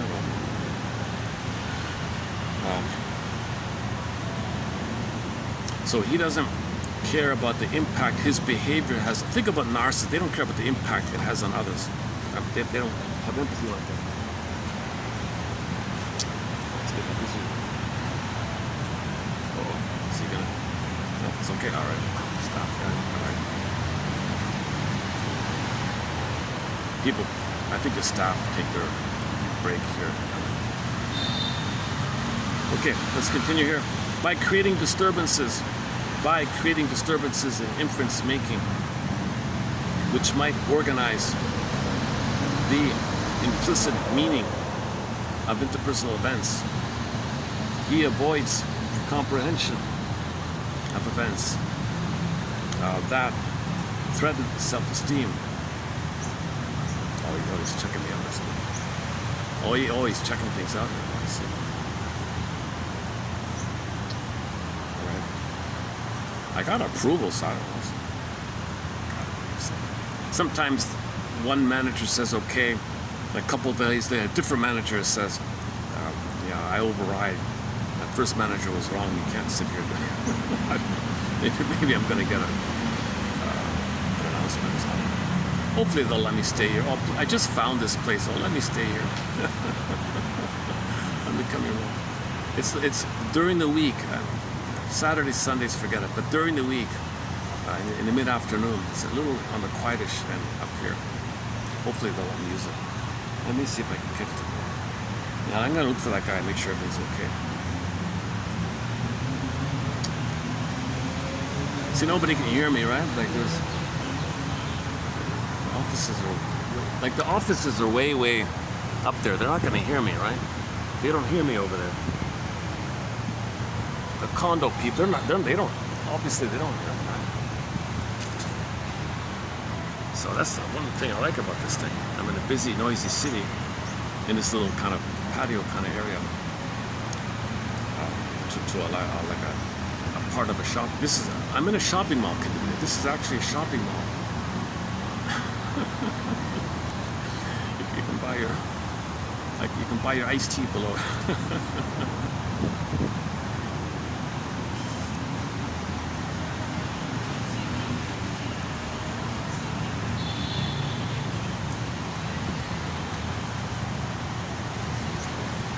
By creating disturbances in inference making, which might organize the implicit meaning of interpersonal events, he avoids comprehension of events that threaten self-esteem and maintains the childhood systems of innocence that accept the infallibility of the parents. Yeah, so he still has to believe mother's right and good, mother knows best. Because that's the hope that one day mother will love him. If he knows the truth, mother doesn't love him, how do you deal with that? Well, in the interim, he'll look for symbolic mother, smoking, drinking, gambling, money, promiscuity. He'll have other things, symbolic search, repetition, compulsive, or rejection. So he'll look for mother in symbolic manner, fail, look again, fail, obsessivist, tantalus, repetition, compulsion, Santiana. So he's doing this Kliegler's mindless treadmill thing, not knowing it, because the unconscious still has hope for mother. So the cookie might be mother. Nonsense. The cookie's not mother in the past, but don't know, need to know. Can't think clearly. So just say that, so rationalization, don't know it. Gotta search for mother, search for the cookie. Be obsessive about the cookie. The cookie's gotta be this particular cookie, with these particular ingredients, on sale at this shop. They gotta be obsessive about the cookie. Yeah, are those chemicals, tell me about those chemicals, how much, you gotta be obsessive about the cookie and focus on that. Not make the inference that the cookie is, you think, your unconscious thinks it's mother to give you sweetness and soothing from the past. Don't think about that, just focus on the cookie.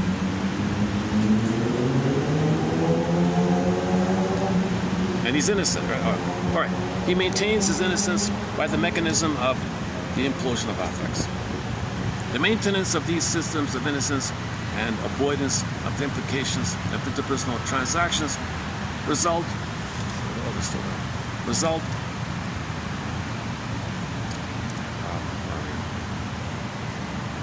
The maintenance of these systems of innocence and the avoidance of the implications.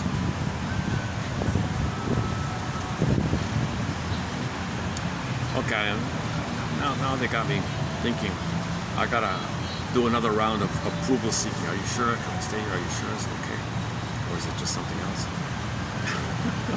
I've had to do a fair bit of bouncing around with venues, you know.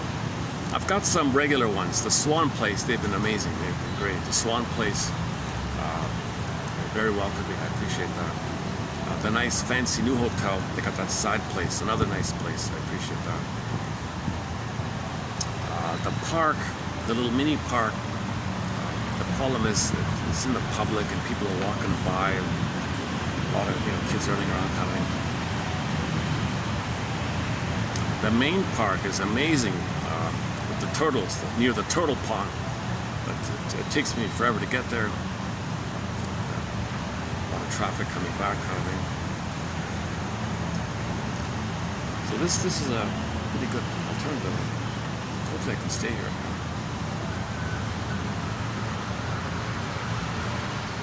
Still there. Let me change it up here. Let me do it like this.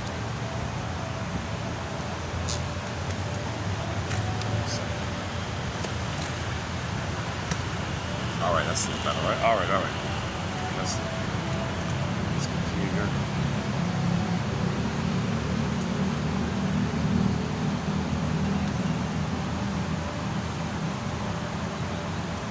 Let's skip down a bit here. Okay, shame. Okay, burning, biting feeling, metaphorized by the hells. So hell is a picture or metaphor for the emotion of shame. So of course obsessives feel hell inside, called shame. In fairy tales, in mythology, and religious stories, properly analytically interpreted, hell means shame. A burning, biting feeling. Shame, in my experience, is an affective tone of considerable significance to the obsessional way of life. It is the specter of his own self-loathing, always present, to confine him to the known and the literal. So yeah, he says very legalese, very obsessive and legalese, micro minutiae legalese, the fine print legal. Don't think about like the real meaning or what you're really doing, or does it hurt yourself or hurt others. No, legalese. And don't care about anything meaningful or broader like that. You can't see the spirit of the law, the meaning of the law, just legalese, minutia. See, that's his defense against shame. That's the issue, that's the theory about how obsessionals operate. They don't want to feel the shame, their own self-loathing, so they constrict themselves to the literal, narrow boundaries created originally by his family's limited and conditional acceptance of him. So conditional love. So the obsessive have conditional approval. If you do this and behave this, okay. If you're going to be who you are, you're going to feel, you're going to tell me what you need, you want development, they reject. So that's a model, that's a prototype for his life, a model for his life. Do what's expected, not what I want. Do what's expected, not what I want. So he's very performance focused, wants the medals and A's and all that stuff, right?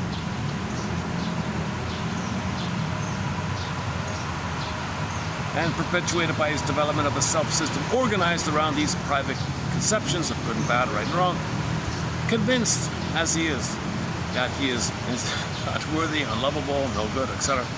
He cannot face. So anybody who has those kind of negative opinions about themselves, that's right off the bat. It was conditional love, right? Your mother didn't meet your needs. She was impaired. She had emotional dyslexia, emotional warping. She made it all about her because she had unmet narcissistic needs. She didn't get the oneness herself, and she did all those things mentioned in the 10 Ways video, for example. Convinced that he is unworthy and all that, he cannot face those needs and feelings that were exploited or frustrated in his early life experience, and that came to be elaborated as defenses against his underlying lack of self-esteem. He feels disgraced by his own capitulation to the demands that compromised him, and avoids knowledge of the shameful exposure of his craven surrender of himself. So the poor baby totally had to surrender. His soul was crushed, his spirit was crushed, his feelings, his needs, his budding beauty, it was crushed. So in the fairy tale, that'd be like something more, what little bit of him morphed into a little Tweety bird and flew away and is hiding somewhere, that kind of thing. For the obsessional, the more intimate or echo turns to stone, Snow White in a coma, Rapunzel in a tower. So, we're gone? Oh, we're gone. All right, fine. All right, I can relax here. All right. For the obsessional, the more intimate. For the obsessional, the more intimate interpersonal experience, the more pronounced is the sense of shame, and the more severe are the fears of exposure. Okay, so think about relationships. Now, when something's non-personal, like at work, he can have agency and be active and all that. But when it comes to relationships, imprints, close relationships, vulnerability, there's the problem, right? So they're very good at work, but not good at love, put it that way. And it's not even really good at work, it's a superficial good at work, right? They're not happy in their work, it's just achievement, I'm a good boy. So they need that as defense against feelings.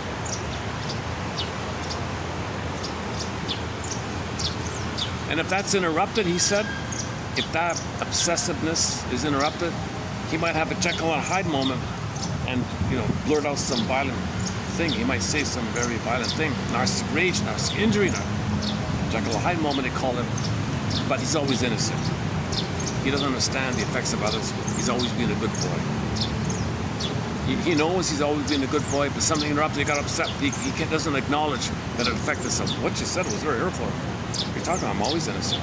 So he doesn't understand that others have feelings to be hurt because he's too busy denying his feelings. How can he know your feelings if his whole MO in life is to not feel himself?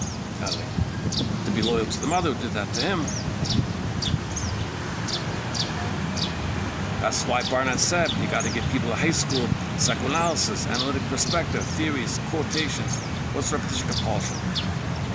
What is the unconscious?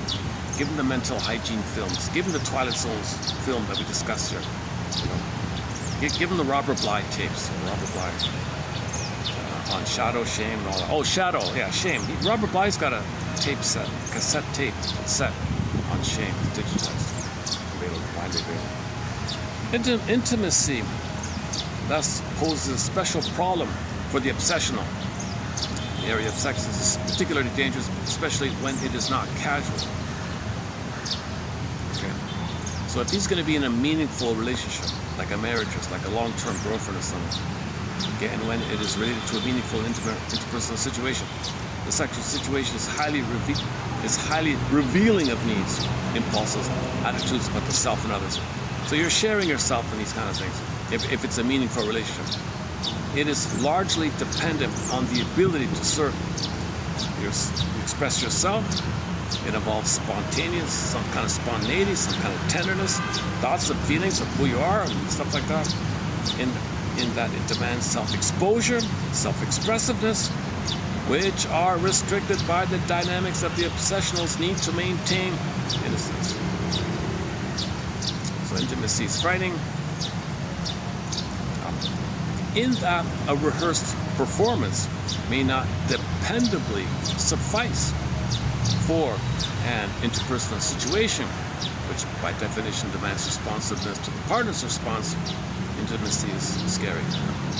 A solution often utilized by the obsession is to separate sexual and emotional needs and to employ massive guarding techniques in regard to his emotional needs, which he pursues while he pursues a narrow spectrum of largely ritualized and stereotyped sexual responses that can safely be adapted to an intimate interpersonal situation. Stylistically, therefore, he presents the picture of a mechanized sexual performance that is competent, stereotyped, unspontaneous, unimaginative. This mechanized performance derives, on the one hand, from the inhibition and restriction of action to minimize the risks of shame and self-exposure, and, on the other hand, from the concretization and the literalization of experience created by the mechanism of imploding of affect. The mechanized solution is unsatisfactory because the obsessional's comprehension of himself and his partner is seriously impaired by the mechanism of affect implosion. So you don't know the meaning because you don't think, because your feelings are... Meaning is the linking of feelings and thoughts, but his feelings are fragmented. That affects his thinking, and he's afraid of proper thinking because he's afraid of feeling. So what's the meaning of it all? So for him, it's a mechanical thing with no feeling, right? So that's what he's trying to get at, I think. He remains unaware of his impact on his partner and substitutes stereotype transference assumptions in the place of active, ongoing inferences that might help him to understand her. He is even in the dark concerning his own intentions for failing to infer the operational premises of his own behavior. He is separated from his intentionality and forever bemused by the apparent gulf between his stated intent and the effect he seems to have on others. So he just thinks, I'm a good little boy, I'm doing all right, no feeling, but I'm doing it right, I'm a good boy, I'm doing it right. Right? So if he's with his long-term girlfriend, it's mechanical, I'm doing it right, right? So I think that's what he's saying. Historically, the role the obsessional has played in his family has been a paradoxical one, in which he has been infantilized in regard to interpersonal skills and instrumental competence within the home, while considerable demands have been made for him to achieve outside the home in such areas as school and intellectual achievement or sports or athletic achievement. His insignificance to family life, coupled with the low premium put on him as a person in relation to his own needs and development, leads him to seek to verify his significance by performances of ever-increasing perfection. All right. I'm actually over the space. Part of this might be trimmed out. I've only got 5,000 characters. This is, I think, 7,000. So I'll have to trim this a bit. But it continues. It continues in the article. I'm wondering if it's worth letting the phone read out the article, because I have it here actually. So what do you think? Should we let do you want to hear the rest of the article? How many people would like to hear the rest of the article? Show of hands, please. Just kidding. Okay, so the more details, so the opening paragraph here is, the sexual life and difficulties of the obsessional patient embrace a range of behaviors, including mechanization of sex, okay, and then inability there, or this is not something insufficient there, or so the usual kind of problems in this area are listed here. Okay, these difficulties are functions of the obsessional character structure and of the cognitive disorders which are their dynamic core. This essay will explore these major symptomatic expressions of obsessional sexuality and relate them to the dynamics of the cognitive disorders.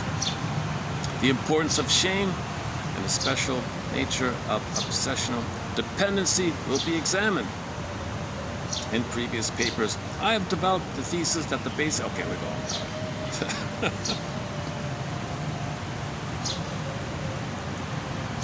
So if there's no feeling, okay, see if he's afraid, there's an issue, or if there's no feeling, there's an issue. And all these qualities of the obsessional personality kind of links it to different performance areas like that. So,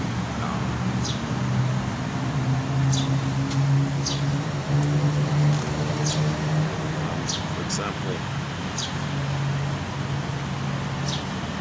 like if he doesn't feel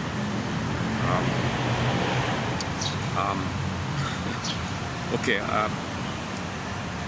I'm not sure if I want to get into this kind of topic, because it might open this whole, like I said at the beginning of this film, we don't have a chapter on the sexual area, think we have a couple of quotes on the LGB, a little bit, not much. Just one or two, I think.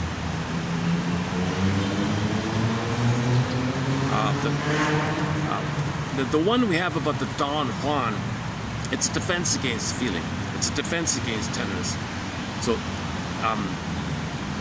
in the one obsessional is manic, like counterphobia. Don Juan is manic, right? That's to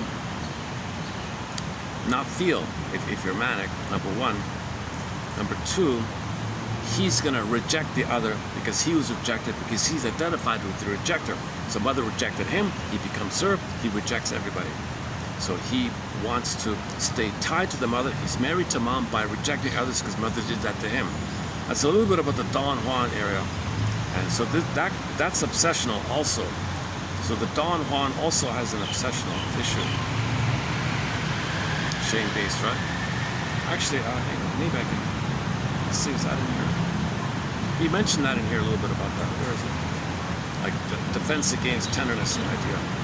So if there's a hyper, so one of the dysfunctions of the sexuality area. So I'm not gonna go, like the incompletion or the premature area, or one of them is, and he goes on to other areas too. One of them is the hyper one. Let's see, maybe I can do that one. The hyper one. Let's see, where's the hyper one? Compulsive. Those obsessives who resort to compulsive promiscuity to meet the threat of isolation of feelings are usually those who are more defiant. They are at the same time more prone to isolate their feelings of tenderness, to manifest their dependency conflicts in open needs for approval. Well, they want approval, they're a good boy, but no feeling, and promiscuity is no feeling, but they want the approval of the performance. So they're manic to be a good behavior in the mechanical routine, but they won't get approval. But maybe they try to get approval, but there's no feelings. No one enjoys a loveless thing like that.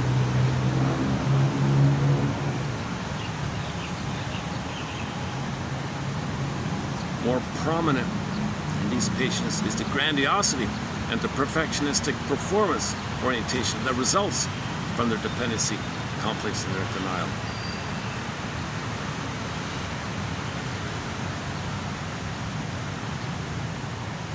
Okay, there's a little reference to the LGB. That's out of my zone here.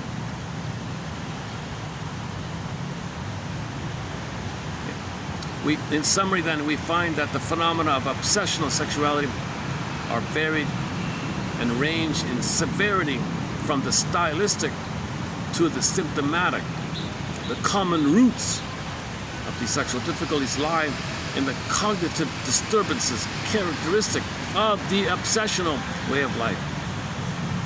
At the core of these difficulties are the obsessional's need to maintain innocence, his inferential disturbances, and the mechanism of implosion of affect that maintains them, the ambiguous referential systems that define his roles and expectations, and the nature and structure of his dependency needs.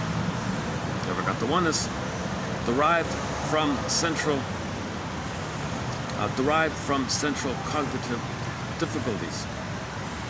The obsessional patient develops a pervasive sense of shame and a secret life of fantasy or action which strongly influences his sexual life. Counter-obsessional phenomena. Counter-obsessional phenomena. Excessive performance orientation, promiscuity, and needs for control are derivative issues that complicate the dynamics of the sexuality and prevent the intimacy and spontaneity that would be ideal. Okay, so if this is the one, I think in the article he mentioned, these are the people who want to dominate the thing and not being dismissed, because as a baby they were submissive, they identify with the aggressor. and they want the other to feel shame.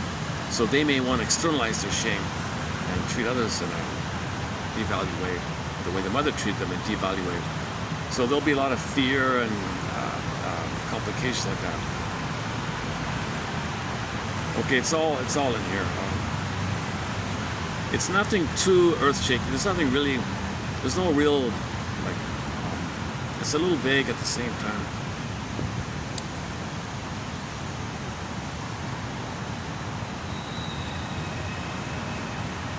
Okay, one common feature is there's no satisfaction in these kind of things. So none of the obsessionals get they never get satisfaction emotionally and often even physically. There's no satisfaction. There's no feelings. They don't bring affect to the table. There's no feeling to the table. See, you need, but you can't feel. So you repeat, I need, but I can't feel. Need, but can't feel. Need, but can't feel. So you can't. There's a fear of feelings, but you need the connection that will allow the feelings. But you can't have the feelings because of what happened.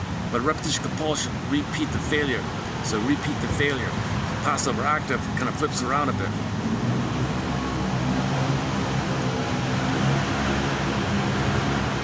Okay. Let's wrap it up. Probably doing it with time.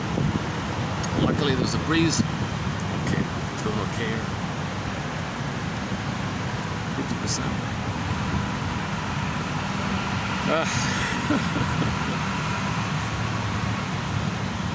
Well, son of a gun, should I play it? I guess it'll be, how long would it take if I let the phone read it out? How's the, let me just start it off to see how it reads out. Let me try this. Like how is it, can I get the volume here? Jesus.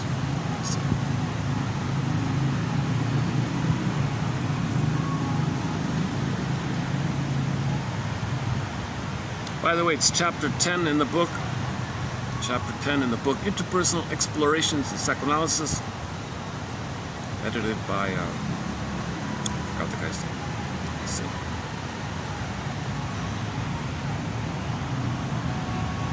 $179.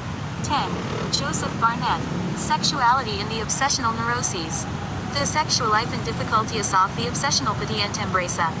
Okay, now that it has that wavy overlapping blurring effect, right? Retarded orgasm. Yeah, okay. So the readout, the built-in readout function isn't the greatest for this.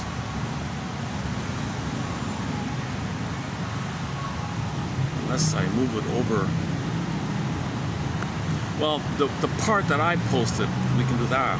The word in the word, right? Let's do that. So I won't do the whole article. I thought about it, but let's just do the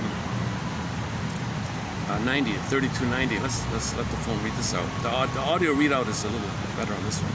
It begins with the phrase, the basic fault of.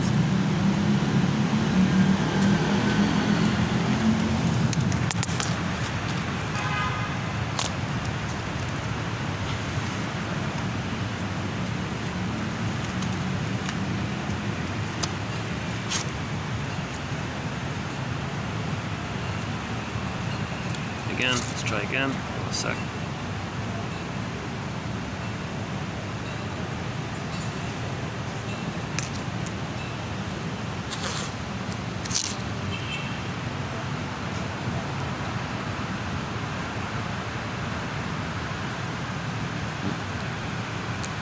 Why is it not working?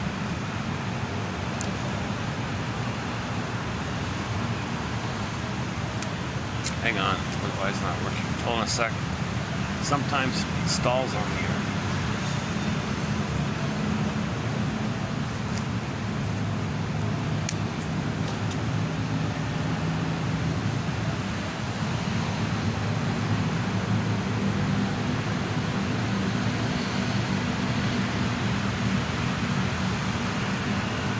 Oh, son of a gun.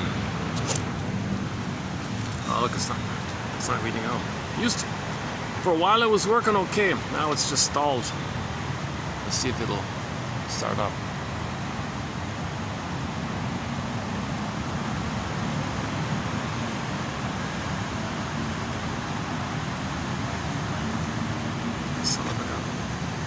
says it's playing. The volume's at max.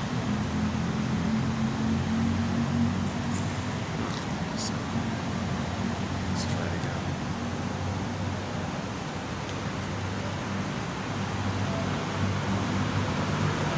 Sometimes when you reset the phone, it works.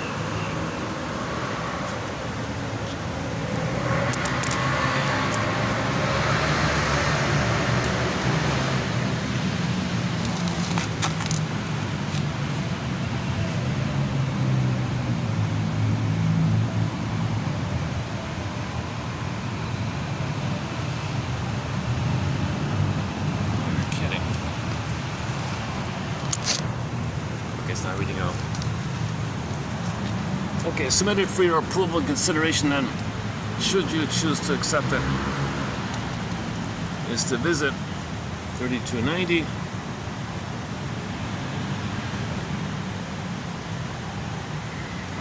yeah, okay, 3290, right?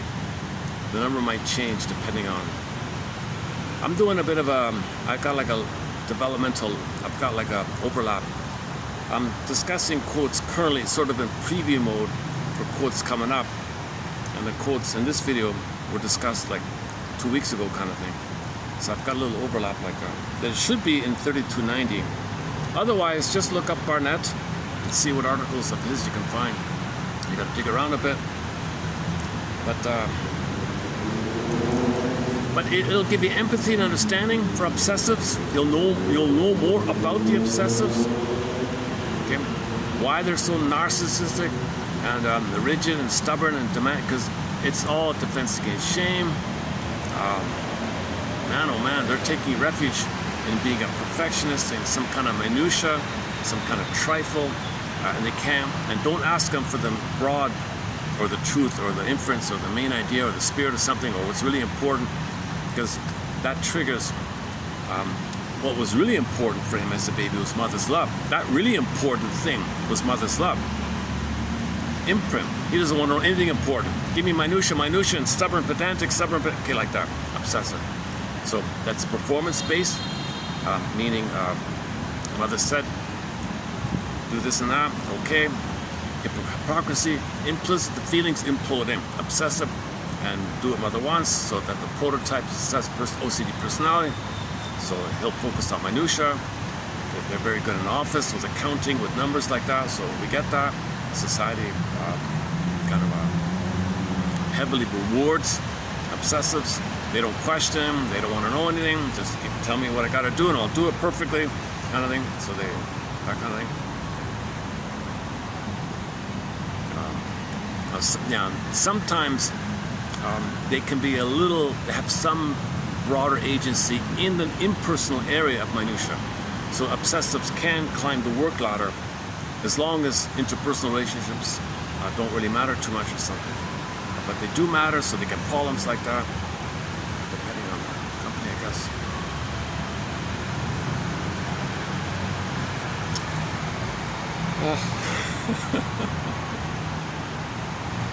I'm eager to find, I want to catch that. He looked like a manager kind of guy. He was taking photos or something. I want to make sure it's okay. Maybe he's going to report. There's a guy that's sitting there. There's a guy out there. Is that allowed? Or somebody said he can do it, but I think maybe he shouldn't. That happens sometimes. I get okays when I set up in a place. Oh, sure, you can sit there. Sure. And like a little while later, I'll get these little kind of what's going on kind of thing. And then someone comes to approach you. Sorry, you can't do videos here.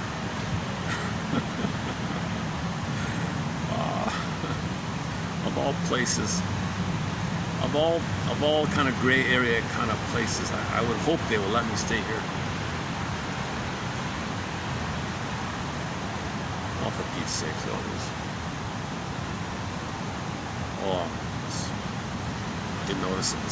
So the kids are just staring at me like that. Now, let me move my chair here for a second. Let me change it up here a second.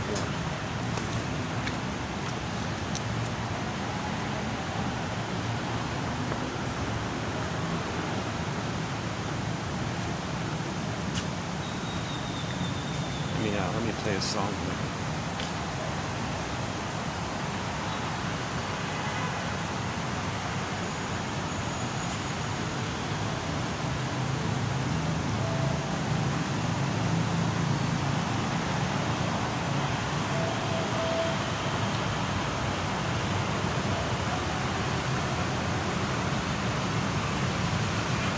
Let's play that mystery song again. The Inner Journey Part 1.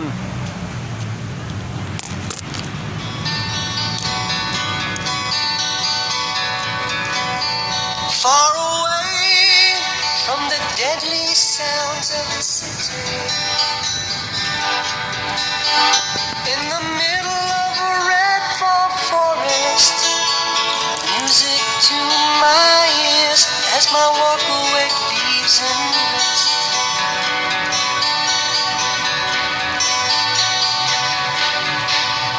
I shall find serenity at the end of this path, on the shore of a pastel blue lake, which seems to be enlightened from the abyss of its bed.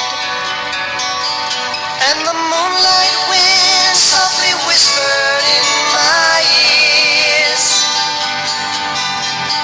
through the ballad of dancing trees, you've arrived here too late, the master had to leave.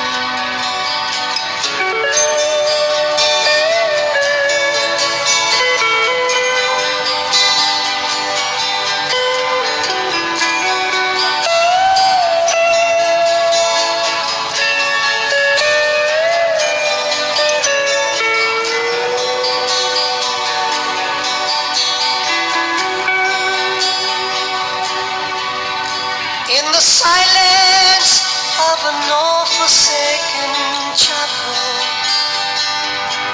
sweet, sweet smell of burning incense, crying widow, awaken still merciful. And the sunlight caresses the ardor, through the colors of a stained glass window, it seems to be reviving all clay from its sorrow. And I close my eyes as my prayer brings me to my knees, and gracefully the choir sings, you arrived here too late, the master had to leave.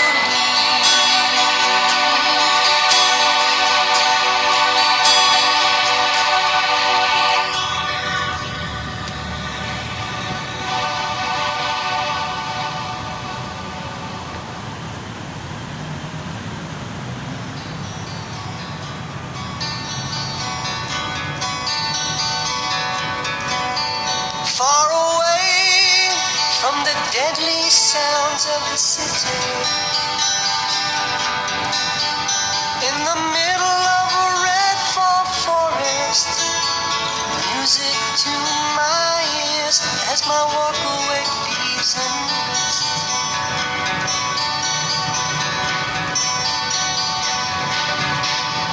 I shall find serenity at the end of this path, on the shore of a pastel blue lake, which seems to be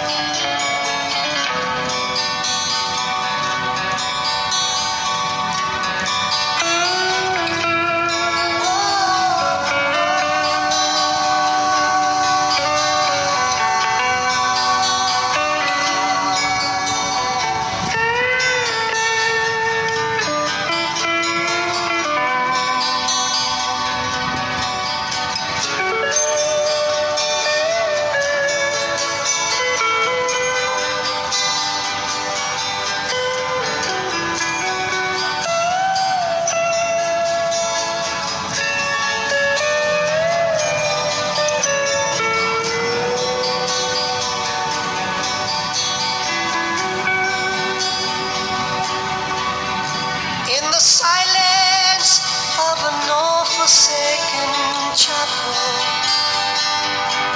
Sweet, sweet smell of burning incense. Crying widow, awaken still merciful. And the sunlight caresses the adult. Through the colors of the stained glass window, it seems to be reviving all clay from its sorrow. And I close my eyes as my prayer brings me to my knees. And gracefully the choir sings, you arrived here too late, the master had your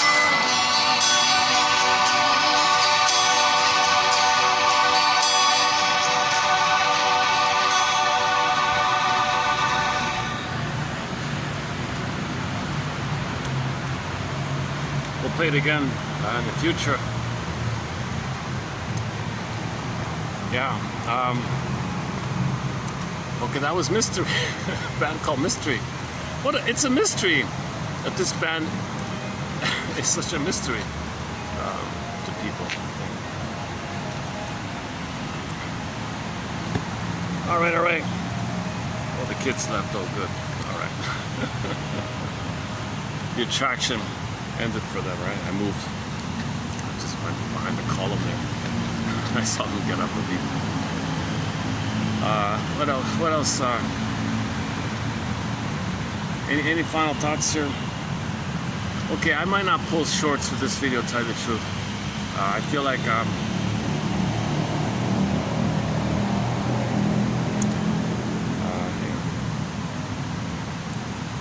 the one comment from his daughter, by the way, where is it?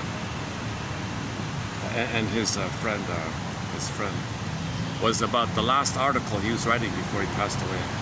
Let's see if I can dig it up again.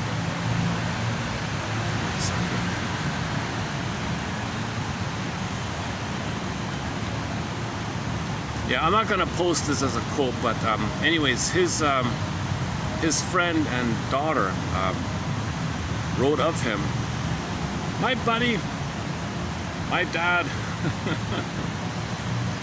Joseph Barnett rejected the classical doctrine that man is motivated by appetitive drives, asserting instead the position that man's capacity for thought inherently motivates him to seek meaning from his experience. Yeah, we evolved, we think, we understand. Yeah. So the meaning is, come on, we gotta have a connection with the mother for our development. If there's a failure there, we gotta process this, so we gotta mean it. In this way, he was most centrally concerned with what we know about ourselves and the world, and how we come to know it. His work clearly reflects the interpersonal humanistic tradition presented by Karen Horney, Clara Thompson, and others. Together, they share the view that interpersonal experiences with significant others structure character and shape basic assumptions we hold about ourselves and others. He defined the term cognition as a process by which experience is formulated and organized, referring to the continual ongoing phenomena of experiential knowing, i.e. the simultaneous and interacting processes of integrating apprehended or sensate experience with comprehended or syntactic experience into a self that is personally coherent, meaningful, and acceptable to its attendant self-regarding systems. Strongly influenced by the work of family systems theorists, he asserted that requirements for family homeostasis in dysfunctional families required systems of innocence that evolved from the dictated prohibitions and restrictions on which aspects of experience could be known. Oh, the battery here, so let me get that. Put this back in.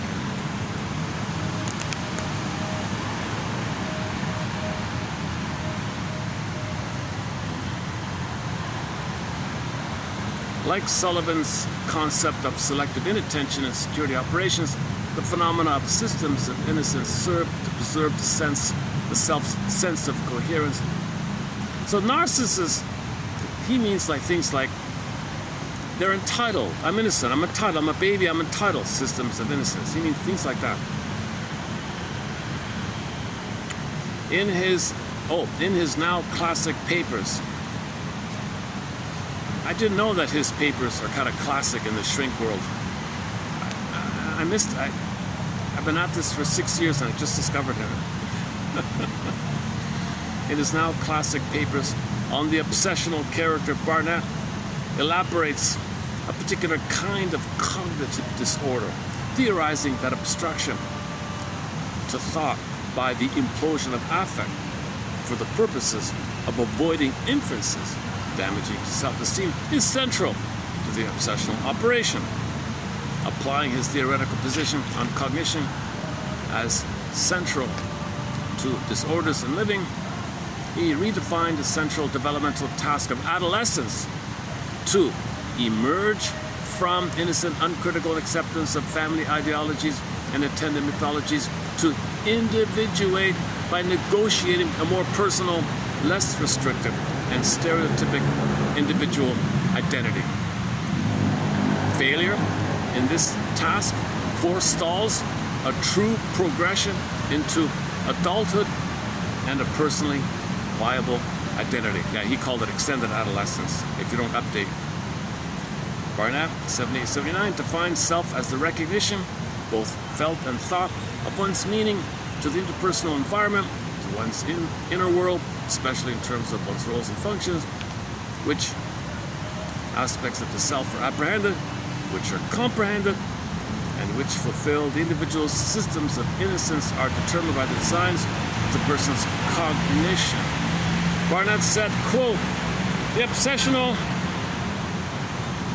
implosion of affect analysts may tend to be reticent about and at times even adverse to the hysterical client's emotional expression, relying on logic and literal forms of understanding experience in a way that can be rigid and inflexible. The narcissistic vulnerability of the obsessional analyst may therefore make that analyst excessively orientated toward performance and the need for the hysterical patient's approval and admiration. Unfinished work. Sadly, this paper was never published. Yeah, I agree with him. This sounds like a very promising paper. So if the shrink or the analyst is obsessional and the person comes hysteric, you gotta be kidding. That analyst who's obsessional really has to do his personal work, to think comprehensively, to know the broad meaning of the feelings that he experienced, to be able to deal with feelings that are popping up in hysterics. If he can't, then he'll do the obsessional routine. Am I a good boy? I'll say this and do this. Am I a good boy? Please think I'm a good boy, client. Please, client, I'm a good boy, right? So he's seeking approval from the client.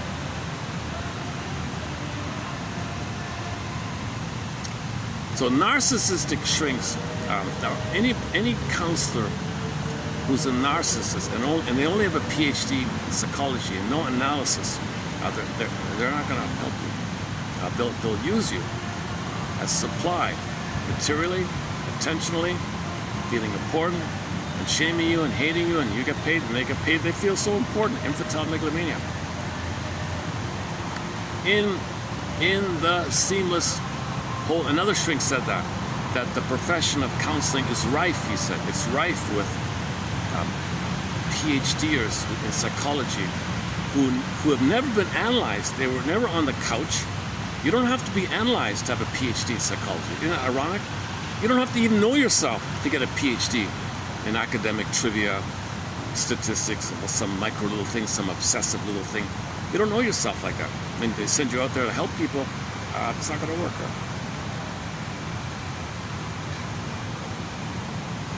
You're better off with somebody who's been analyzed, even if it's a Jungian. If they went to Switzerland and became a Jungian analyst, you're probably better off with a Jungian analyst than a PhD at university.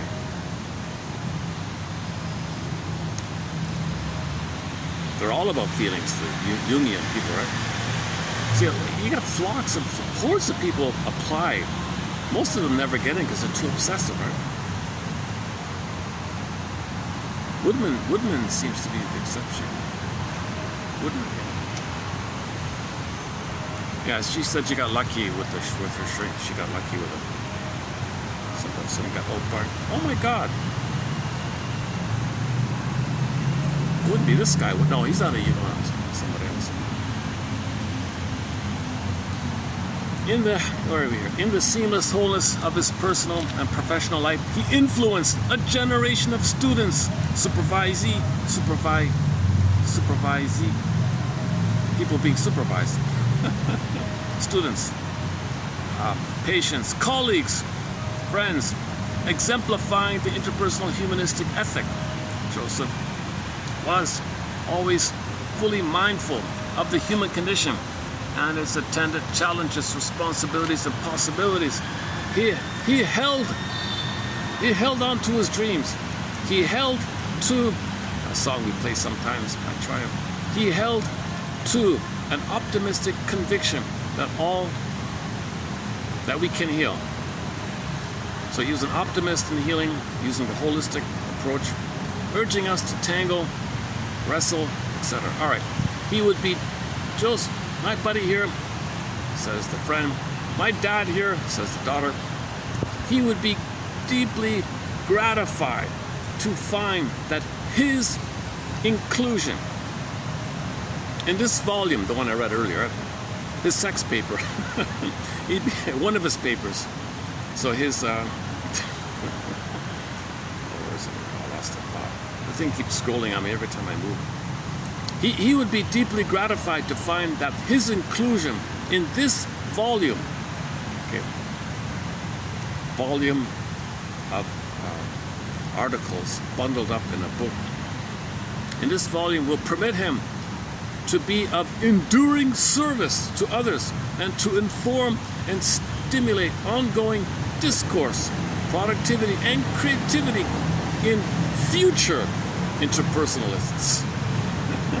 So anybody who studies interpersonal psychoanalysis is bound to come across this pillar, foundational, landmark book of articles, and his article is included in it. It's probably the best article in there.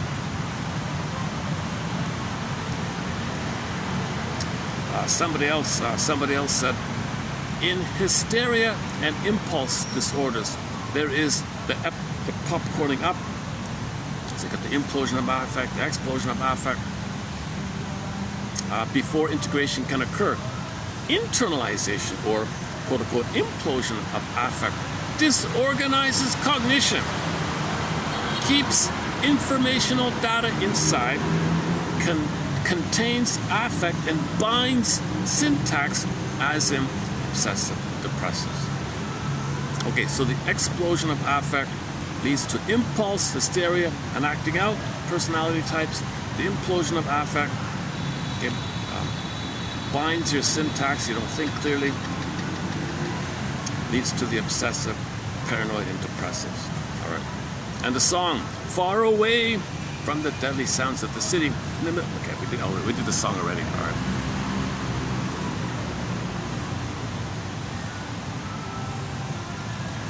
I started to listen to part 2. It didn't grab me as much. I prefer part 1, but I'll look into it later.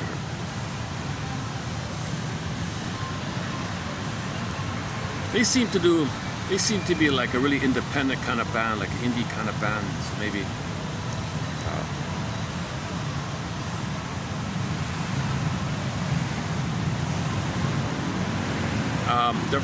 They're all French guys. I mean, Quebecers.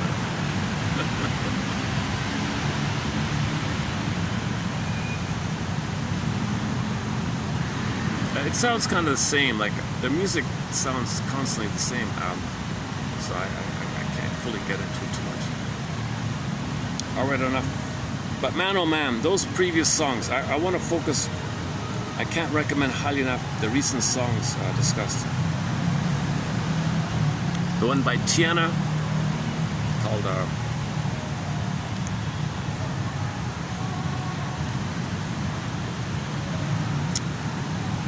one about something about the child. Hang on. Tiana.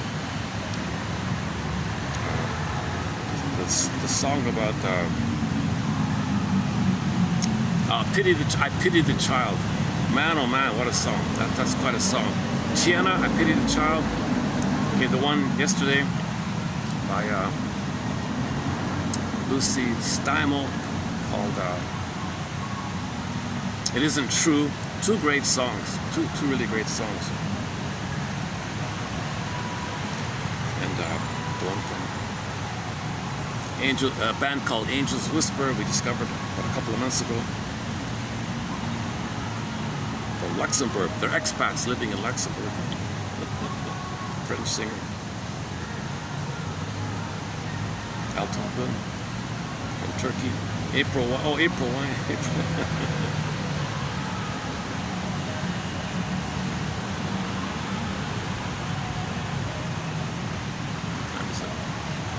I got quite an early start here. Now it's only 5 o'clock. Theoretically, with the battery working, I could ramble on for an hour or just wind it down here.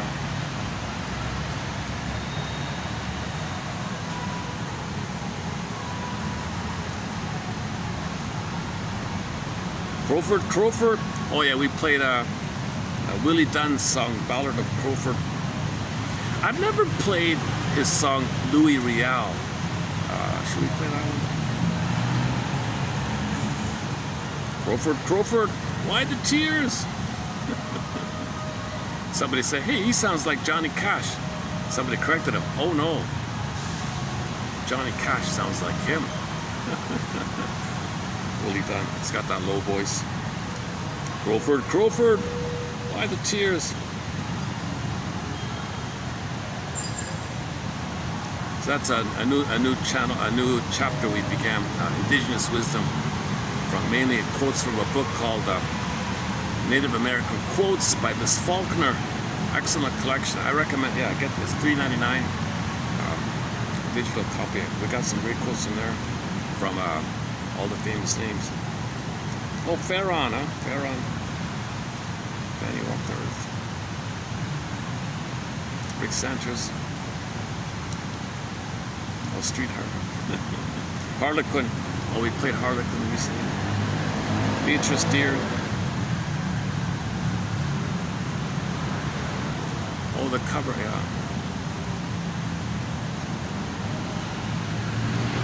Here's a song we haven't played in ages. There's a guy who has 2 hits back in the 70s, a guy named Jerry Doucette. The main hit is Mama Let 'Em Play. And he's got another one called Nobody, which is a nice song too. But his famous one, Mama Let 'Em Play, it's about this controlling mother. Do this, do this, do this. He wants to play the guitar. And the father interrupted. Hey, he's curious and interested to learn how to play the guitar. Let him play, back off, leave him alone. So the father protected his son from the smothering, engulfing mother. Let him play. Mama, let him play. Come on, let him play, back off. Usually father's not around to intervene like that, right? That same singer has another song called Nobody. Should we play it?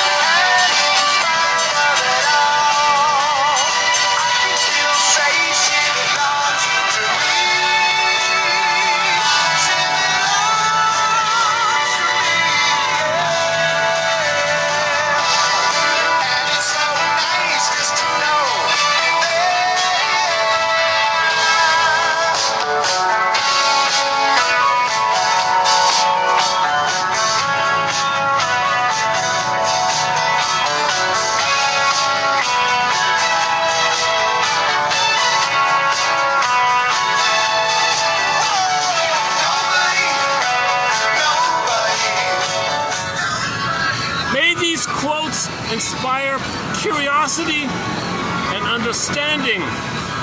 And I'll see you in the next video.